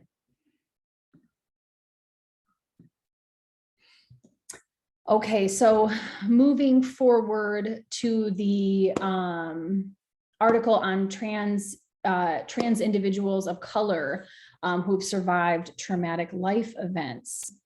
So I don't have many slides on these. I just wanted to point out some of the more like conceptual and clinical implications of these articles, because y'all read them. So this article focused on the resilience building aspect of therapy, or even just resilience building in life, like what things the participants, I believe there were 5 participants, 6, less than 10, or no, there were 11. I remember that they said that they've reached saturation at participant 11. So again, social locations and the intersection of identities. So the racial, ethnic identity, gender, socioeconomic status, understanding how all of these come together to influence the individual's lived experience. So what the participants identified, so these are things that you can make a concerted effort to understand or to facilitate, encourage within your clients who may have similar lived experiences to these participants. So experiencing a pride in their own gender and racial ethnic identity, recognizing and negotiating gender and how that gender and racial identities and how that plays a role in oppression. So this was something that was kind of a realization that happened along the way. And so again, making space to recognize and understand how that influences the individual, and figure out how that can be mitigated, worked through, navigated. Relationships with family, as we know, family can absolutely be protective. Family can absolutely be harmful. So figuring out the best way to maintain or distant relationships. So as we know, a lot of family approaches really encourage familial connections, making amends, things like that. And more, feminist and multicultural critiques say that's not always super safe. So having an explicit conversation with your client around, what do I do about my, maybe blood relatives, do I create a family of choice, or however the client chooses to describe that. Another thing that was helpful in resilience is accessing healthcare and financial resources, healthcare for hormones, things that are very specific to the needs of a trans individual. Connecting with activists, specifically activists who are transgender individuals of color. So people who have similar lived experiences, who are active in fighting policies, encouraging policies that are affirming and accepting and help meet the needs of the community. And then one of the things that we read about was some of the participants connecting back to their spiritual identity, or potentially even a religious institution.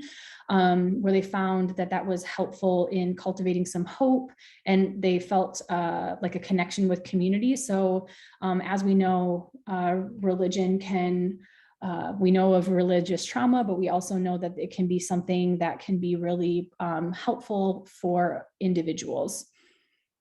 But specific to our work, so I really appreciated, and this, I think this is one thing that's a little overlooked in the work that we do. So if you have the ability to create your own space when you are working out in the field as a professional, these are some really important things to keep in mind. So the first, of course, self of the therapist stuff, right? So really looking at yourself and interrogating your own potential biases around the trans community of color, and understanding your own knowledge and awareness and skills related to working with this population. So this might be something, I think what we do a lot is, knee-jerk kind of refer out. This may be something that if it's an interest to you, that you really lean into learning. This is I think this is a population like many others that deserves knowledge from their clinicians in terms of just being empathic and compassionate and understanding may not be enough, but there are some very ingrained historical and contextual factors that we have to be really aware of, and also recognize some of the historical harm that has been done by our field, and some of the really poor work that's been done in our field regarding not only issues within the LGBTQ community, but also within the communities of color. So just again, this is the intersection of those two. So when we're creating our space, you have to keep in mind the physical space. So what messages are you sending to your clients by virtue of the pictures that you have in your office, the magazines that you have, the literature and brochures that you have? Like, these are all, like, particularly for individuals who may be like a little bit hesitant or kind of like skeptical, they're really going to be looking around, like, what is this therapist all about? So having trans positive information, having a professional library. So many clinicians who work in private practice or even in agencies and organizations have libraries of resources that they loan out to their clients as supplemental therapeutic material. And so also explicitly stating your commitment to addressing the impact of various systemic oppressions. This can be, verbal. This would be on a website. This would be on your Psychology Today profile. This would be in your informed consent. So, if this is a professional identity that you want, be open about it, be overt about it. And then, like I said, with professional literature, things like brochures, client paperwork, with client paperwork, these are things where you have, multiple options for gender identity, where you're just really thoughtful about the inclusion of the material that you have in terms of demographic information. So also having a collaborative approach to treatment. I think that generally what you're being taught at Alliant is more of a postmodern approach. So again, having multiple gender boxes, having a space where clients can write their gender identity, just these are really seemingly small actions that really have a large impact. Having gender neutral bathrooms, if you're able, again, this is at your organization or at your agency, advocating for things like that. Like, will you ruffle feathers of some people? Sure. And I think you just really have to look within yourself and say, is this something that I want to do? And that's important to me personally, important to me professionally. And then another thing that is talked about in our field is like letter writing campaigns of, you might have one of the things with trans individuals that they like have to do. I don't know how it is in California, but the knowledge that I have around this. So if anybody has any more knowledge, please feel free to speak up. In Alabama, for trans individuals, they had to go to a provider and get like a letter from the provider before. They also had to live as their gender identity for a year before they had access to any like gender affirming hormones or any sort of surgeries or anything that they wanted to have. So there were many, many steps. And so there were some clinicians that refused to write a letter upon an initial interaction or like an intake session, because they needed to like get to know the client more to feel like okay about writing a letter. I would really encourage, if this is something that you want to incorporate into your work, not having a limit on like a minimum number of sessions, because there's so many barriers to gender affirming anything, that I would really encourage you to be willing to, if this is something that you're going to do in your work, being willing to write letters at that intake session, because essentially what you're sending, the message you're sending to the client is like, by having a meeting with you more than one time, I will have a better idea of your gender identity than you. I don't understand hesitancy other than clear, like to me, it's transphobia of not being willing to write a letter for something that a person wants access to, that they know about themselves. So again, a little bit of a soapbox with that. Any questions, comments about the article that I just covered?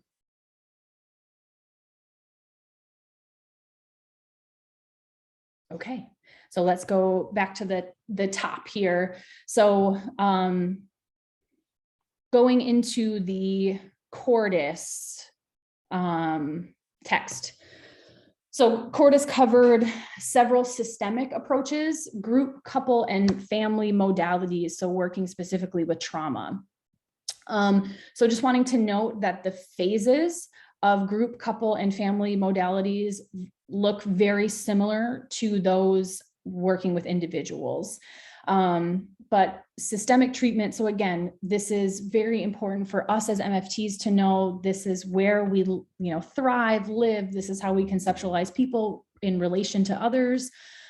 So we're going to be looking at the dynamics that can perpetuate cycles of abuse, the dynamics that can, perpetuate the dismissal of trauma. So we're working to mend those relationships so that there can be healing that happens, because what we know is when one person in a system is suffering, that absolutely has an impact on everybody else. So we're keeping that in mind. So with group therapy can be beautiful. It can be so affirming. It can also be very, very difficult. So I really encourage you to do, if you choose to run groups, to really do, particularly groups around any sort of trauma or trauma experience, of being very mindful in your screening, because not everybody's a good fit for groups. So groups can provide an opportunity to feel validated, to have experiences with people who have similar histories as you, and to gain some perspective about the impact of the traumatic experience that you had. And it can be a space where you are met with authenticity. You feel like you can be authentic because other people are sharing in an open and honest way. That's the hope, that we facilitate an environment that the participants feel like they can share very openly. So another thing to keep in mind, so when we're talking about trauma, many times we think, okay, individual first, or individual only. So, individuals should be a precursor to couples, individuals should be a precursor to family or group. But the fact is, as I said, trust and safety is not inherent. So some people might really be a good candidate for starting in a group, because if you as the clinician don't have the lived experience, I don't trust you. I don't know how you're going to understand me.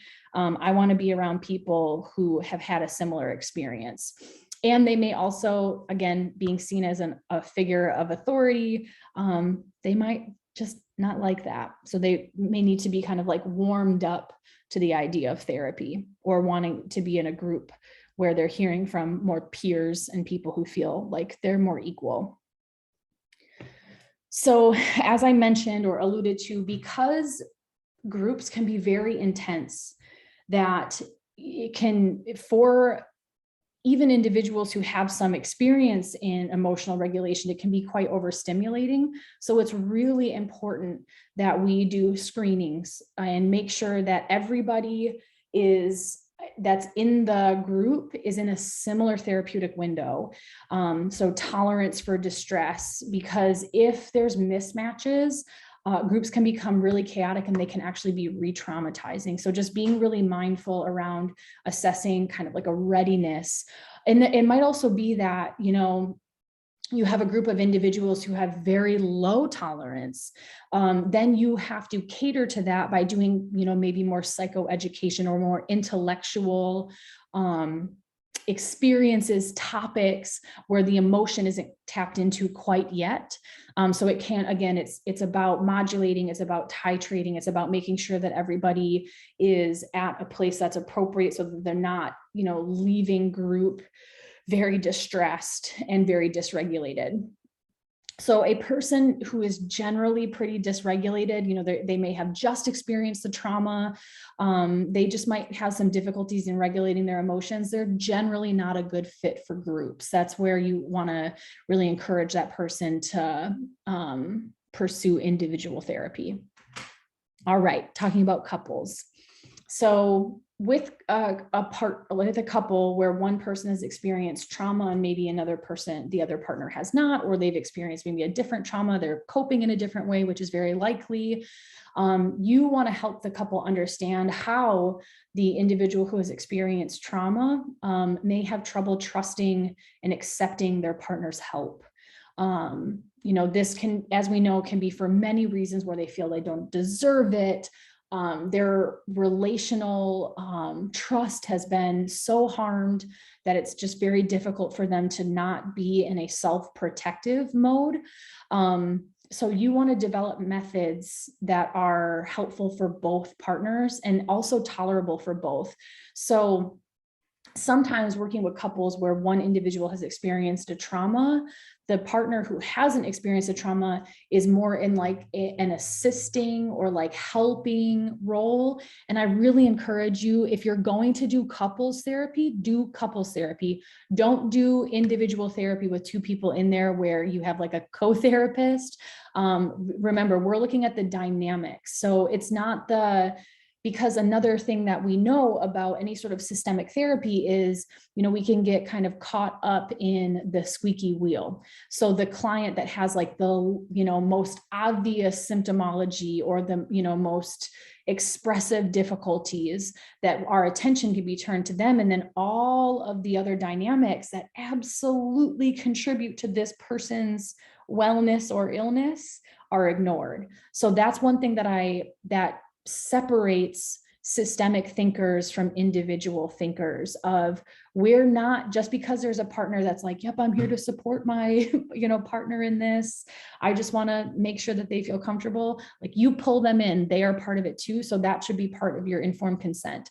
The both of you are here. There are dynamics that contribute to the continuation of trauma, the difficulty in relational connecting. I'm going to work with that. So y'all both better get ready to work. Yeah, so that's just the one thing that I want to really emphasize to all of you. So couples therapy can be contraindicated for things like ongoing violence, specifically emotionally focused therapy, because it necessitates the couple being emotionally vulnerable. that if there is active existing abuse, violence in the relationship, that vulnerability is only going to fuel the perpetrator. You have to establish safety in the relationship, in the therapeutic relationship, and also in the romantic or couple relationship, in order to conduct EFT. So with violence or any sort of abuse, whether it's emotional, physical, mental, sexual, and there's like no indicators that it's going to stop. Many people, not everybody, many people will not conduct couples therapy. So just so you know, it's not it's not globally impossible to do it. It is not considered best practice. So you have to determine safety first. So you want to identify and de-escalate any sort of negative cycles in the interaction and access the feelings and hopes, the fears that the couple is experiencing. So if there's ongoing abuse, don't do it.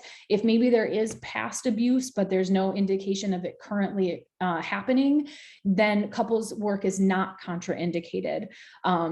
There has to be a commitment to vulnerability, to openness, to a desire to share more vulnerable feelings.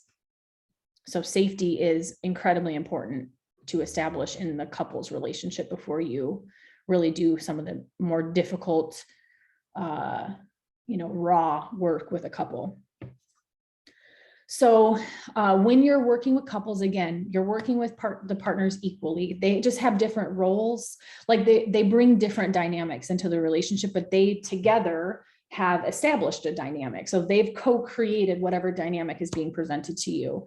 So when you're working with couples, you want to encourage them to experiment with identifying and sharing core emotions. So again, a lot of the work that we do with trauma specifically is encouraging the expression and acknowledgement of these emotions and creating a tolerance for not only experiencing the emotions, but also expressing the emotions in a way that is doesn't contribute to dysregulation. So you're going to have some guided interactions. So we have things like intentional dialogue, we have things like tracking a conflict cycle, we have these things that are very structured that we can provide to clients depending upon the approach that you choose to use. So you also want to encourage them to express feelings of hurt and grief and fear that may contribute to feelings of abandonment or rejection, or that may contribute to future feelings of that and past feelings of that. So you just really want to grind down to some of those primary, more vulnerable emotions. So as they become more willing and able to interact with each other with an understanding and expression of those deeper emotions, then that's an indicator of creating safety and stability within the relationship. So, and that tends to increase enough for them to communicate in more detail about the trauma. So there might, again, in phase one of couples work, because they mirror a lot, is you're just establishing safety. So you're not asking for a trauma narrative.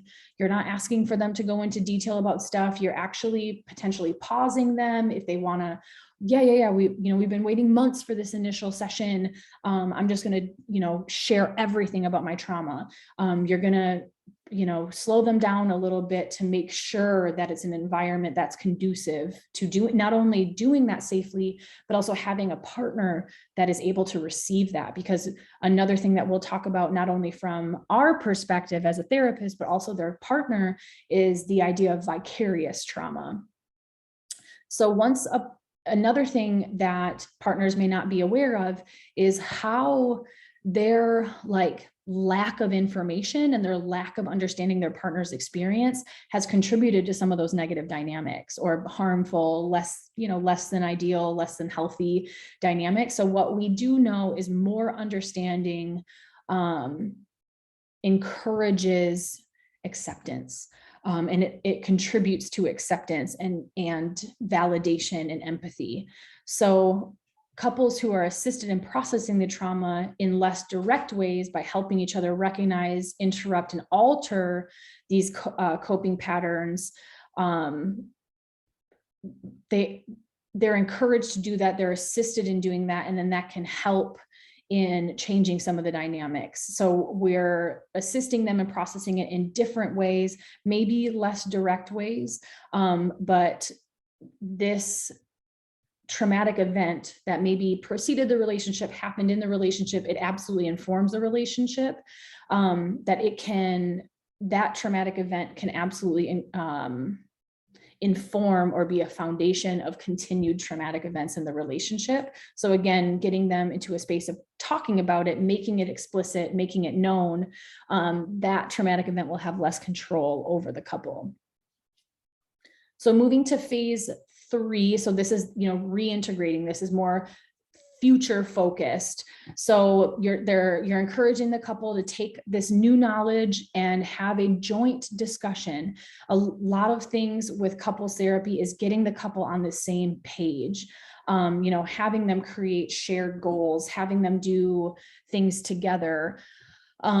So they're also understanding how the trauma and traumatic stress has affected their relationship, and then also ways to prevent it moving forward. So remember, phase 3 is taking what you've learned and integrating it into your everyday life.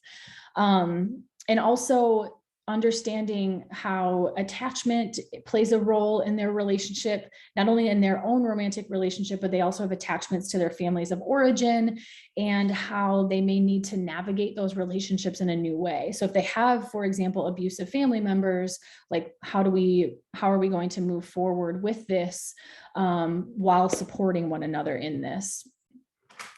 So particularly with a history of sexual trauma, a part of couples therapy is encouraging a sexual relationship, reincorporating sex and sensuality into their relationship, sexual intimacy. So we have things like sensate focus.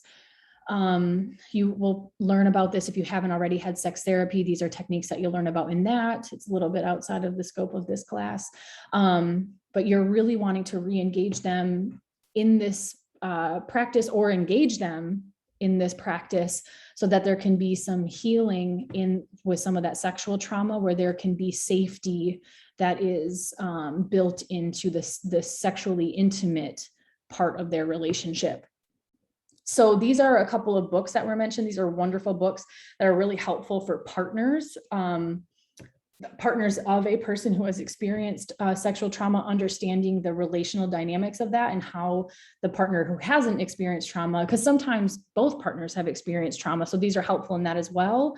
But the sexual healing journey, and then allies in healing. So when I do any sort of, sexual counseling or sexual therapy, I'm not a sex therapist, but when I talk about sex with my couples, bibliotherapy is a big part of that, because it can be like an inherently bonding experience where they're, reading the same book and learning about that kind of stuff. Okay, so then family therapy. Family therapy in regard to trauma helps restore relationships between all members. So remember, like I said, the effects of trauma are not limited to the individual who's experienced them. And as we know too, with trauma, what we were talking about earlier is it can be, a trauma that the entire family has experienced, the entire community has experienced. This is more so talking about like trauma on a more micro level, where it's happened to an individual. But what family therapy can do is offer information and support that allows the members to more effectively contribute. So one of the things that we know, and many of you may have also experienced, in your own clinical work, is that when you have systems, they tend to identify a patient for you, right? They already have in their minds an IP, and they say, fix them. They have the problem. I had nothing to do with this. So what we have to do as family therapists is work to engage the entire system and help them understand how they contribute to the dynamics, which is sometimes a very difficult sell. So you're, educating them on how the entire system is affected and how the entire system contributes to the presenting issue. So we know that things like complex trauma, they're not, contagious, but they absolutely affect everybody in the system. So again, this is where some psychoeducation would be beneficial for the family. So where one person's struggling with emotional dysregulation, trauma, stress reactions, and attachment disorganization, they may be the squeaky wheel, but everybody contributes and everybody's affected by that. So trauma responses affect one's ability to successfully parent. So again, the experience of trauma has ripple effects. So we've talked about attachment styles and how they present differently, how they're experienced differently.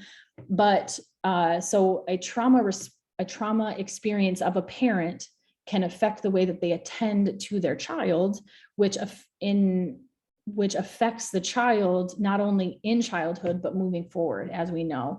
So if there is an insecure attachment style and it's not interrupted, it can be utilized in their, then they can it is likely to be utilized in child rearing and transmitted to their children, as we know. So if the parent has experienced a insecure attachment, then they have the potential of having an insecure attachment with their own child. So again, this is when we talk about that intergenerational transmission of so many things. So family relationships can be really helpful and protective in a person's healing, even in their experience of trauma, but they can also, so they're helpful in the recovery, and they also can provide support for emotional security, physical safety, and hope. So there's so many things that the family can do to help support the person who has experienced trauma. And so as a family therapist, you are simultaneously helping the family to support the person that's experienced the trauma, but also support one another. So as we know, when we work with systems, I always say that we work with the space in between people. We're working with those interactional patterns. We're working with those dynamics. So what we're hoping to do is help the members of the family interact differently. Because if there's distress that's happening, it likely is happening within the interactions in the family. So you want to help them convey respect, inclusion, and support for all of the members of their family. And then also recognizing that, so this is the interpersonal and intrapersonal piece of what we do, acceptance for distinct personalities and preferences and goals. So it's just you're encouraging and facilitating an acceptance on both an interpersonal and intrapersonal level. So one of the most difficult things I think of systems work is creating a definition of a shared problem. So again, it's super easy and very typical for families to point fingers, but you are wanting them to the whole family is owning what is happening. So you'll have some members that are on board right away, they get it, and you'll have other ones that are what are you talking about? I had nothing to do with this. So I would say it's more normative, or the majority of the time you're creating a shared definition of the problem.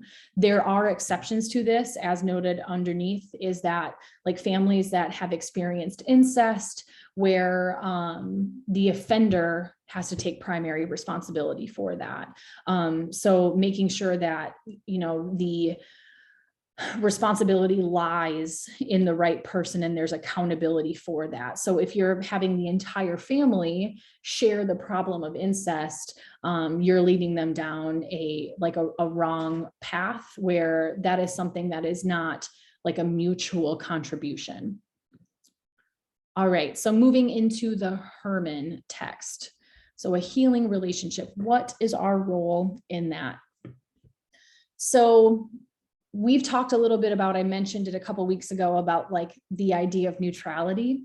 Neutrality is not apathy, you know, it can be received in that way. So we're our technical, you know, the technique of neutrality is different from moral neutrality. So you're not in there, you know, not advocating, you're not in there not affirming a position of solidarity with the survivor. So you are overt about the injustices that the individual has experienced. So you're, in terms of neutrality, it's this you know, protective factor for us of, you know, maintaining some emotional distance from the client, right? Because if we're, you know, wholeheartedly invested, where we talked about this in earlier classes within the first 5 weeks of classes, of like, you know, if you are wondering, you know, figuring out how you can pay, you know, legal bills for a client, or you're out there, you know, figuring out how you can set up housing for your client, you know, you're working lots of hours and focusing a lot on the client, then that potentially is an indicator that you're a little too close to this. So staying within those professional boundaries. So your role as a therapist is both intellectual and relational. So you are creating and fostering insight while also being there as a human to have an empathic connection with your client. There is also the risk, and we'll talk a lot more about this next week in terms of, you know, vicarious trauma and how heavy this work can be on us. But we can experience some, well, the client can experience some, we can experience some traumatic transference.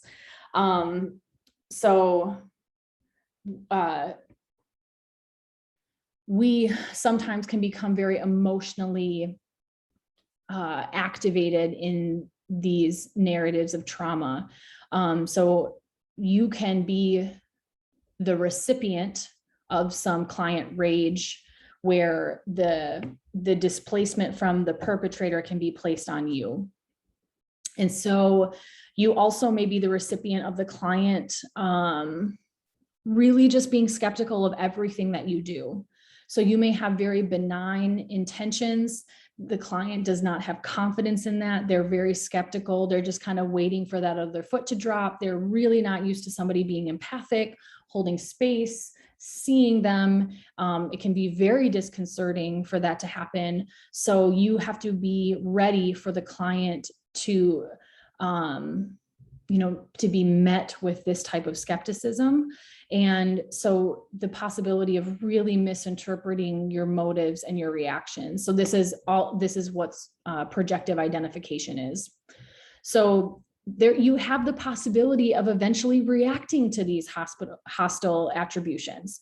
It's like, you know, you constantly are thinking, I have, you know, a trick up my sleeve, or, you know, I'm going to take advantage of you or exploit you in some way. You may not be saying this, you know, overtly, but you're thinking this in your head. So you run the risk of reacting to that. So you may also inadvertently, like, having power in the room, right? There's an inherent power dynamic that exists within the room, that you may reenact some aspects of the abusive relationship. So this is where it was, you know, very overt in the text of never treating survivors of trauma, having clients with traumatic experiences solo. You have got to have a network of clinicians where you are consulting. You have to have a space where you can talk about this, where you can talk very openly about how you're affected by it. So you know, with the traumatic transference that's coming from the client, you can experience some countertransference too. So this, just the terminology here, traumatic countertransference, vicarious traumatization. So just as I said, just as no survivor can recover alone, you should not be working alone in trauma. Like, even if you have a private practice that you're the only practitioner, you've got to be plugged in with your, like, a network of professionals. Another term that was used in the text was the shadow presence of the perpetrator. So that's, you know, where the experience, this traumatic experience and the presence of the perpetrator is absolutely there in the therapeutic relationship. It informs some of the therapeutic relationship. So not only is the client undoubtedly affected by the perpetrator, you're also affected by the perpetrator as well. So you might also, if you're working with survivors of trauma, complex trauma, chronic trauma, very severe acute trauma, that you may experience feelings of hopelessness. And you also may see the client as being in need of being rescued. So this is where you're not looking at the resilience piece of your clients enough. So if you have a client that's presenting to you with a lot of hopelessness, helplessness, you may feel the urge to protect them, to rescue them. This is something that you've got to talk to supervisors, consultation groups about. So I talked about this earlier, where you may take on more and more of an advocacy role, which in the room and in society isn't a bad thing. So, you know, you may find that through your work as, you know, working with trauma survivors, that you really want to get involved in policy. Like, you really want to show up at meetings where there are, you know, policymakers or people that are in positions of power to make decisions, and you want to advocate for your clients. That's important. But if you get laser focused on a client, that generally means that you're a little bit too close. So if you are taking on this advocacy role of like, I got this, let me figure all this stuff out for you, the message you're sending your client is that you're incapable of doing it yourself. We don't want to do this. So if the more that you accept the idea that your client is helpless, the more you perpetuate the traumatic transference and you're disempowering your client. So just remember that the more that you lean into it, you may have really wonderful intentions, just like Dr. Sue talked about. So just keeping in mind that rarely do these extraordinary measures that you would take result in any sort of improvement. Usually what happens is the client gets worse. So they feel more helpless, more dependent, more incompetent, and their symptoms also get worse. So I am going to go ahead and stop there because we do have a mindfulness technique to finish up class. Any comments on anything that I've covered so far? So we're getting more and more into our role and how we're affected by working with survivors of trauma. It's heavy work. It can be so beautiful and it's meaningful. It's also taxing. So just keep bearing in mind that it comes with some emotional reactions, and that is totally normal. And this is where that, like I said, that network, that professional network, that I'll talk a little bit more about next week, because there have to be specific characteristics of that professional network, is so important to just not work in isolation. Ever. I don't care, even if you're not working with trauma clients, that if you own a private practice, that you should not be your sole, knowledge base, that it's very, very isolating and very risky to work fully alone. So that's just another soapbox for me. Comments, questions, anything that we covered today? All right, let's go ahead and, as always, get nice and comfy. We'll finish class. This is a mindfulness exercise guided by emotional acknowledgement. So go ahead and turn off your cameras if you would like, get nice and comfy, and I will go ahead and start this video.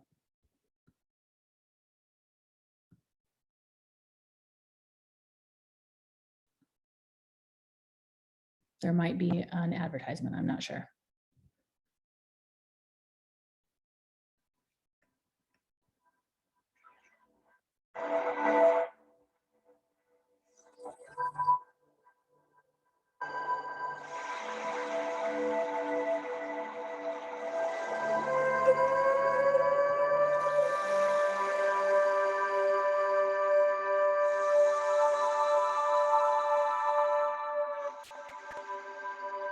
Everybody sit down in a comfortable position for yourself and close your eyes. It is very important that during this exercise you are relaxed, yet alert. Make sure your body is in a comfortable position. In this practice of mindfulness through emotions, we make ourselves aware of our emotions, whatever they may be. We neither repress them, nor do we express them. We don't try to deny them, nor do we act them out. We simply allow them to take their own course in our bodies and mind. One of the best ways to pay attention to the emotion is to feel the emotion in the body. To pay attention to the immediacy of the emotion and the physical sensations of the present moment. And to disengage from the content of the emotion or the story of the emotion. For example, if we're upset with someone, we usually focus on the person we're upset with, and the story of what they have done revolves in our mind. In mindfulness, we turn the attention away from the person or situation we're upset with, and instead, we pay attention to what the experience of anger feels like.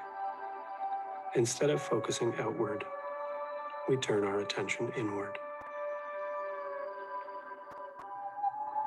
Let's begin by focusing on our breath. Take a few deep breaths.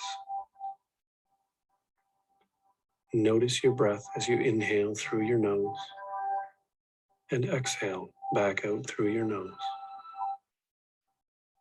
Simply notice your breath. Don't try to change it. Just notice that it's there and the way your body moves as you inhale and exhale. Now, as you breathe, simply notice the emotions that you're feeling, whether it be anger, sadness, frustration, happiness, or any other emotion that is consuming you.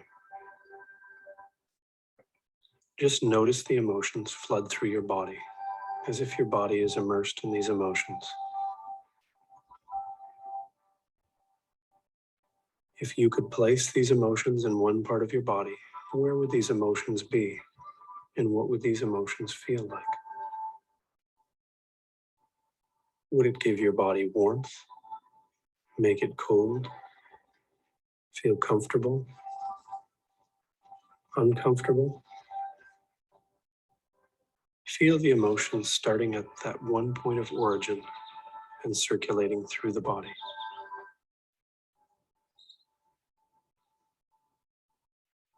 Now focus back on your breath. Breathe in slowly and slowly breathe out. Breathe in and breathe out. Imagine your emotions slowly rising out of your body with each breath that you take, as if the body is preparing to let all these emotions out with every breath.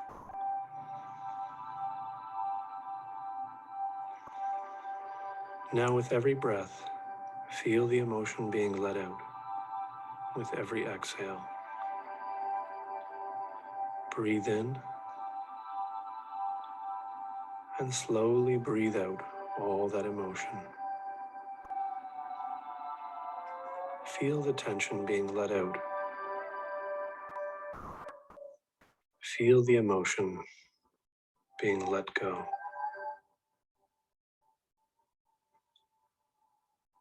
When you feel comfortable and the emotion has been released, slowly begin to open your eyes, feeling light and free of any consuming emotion.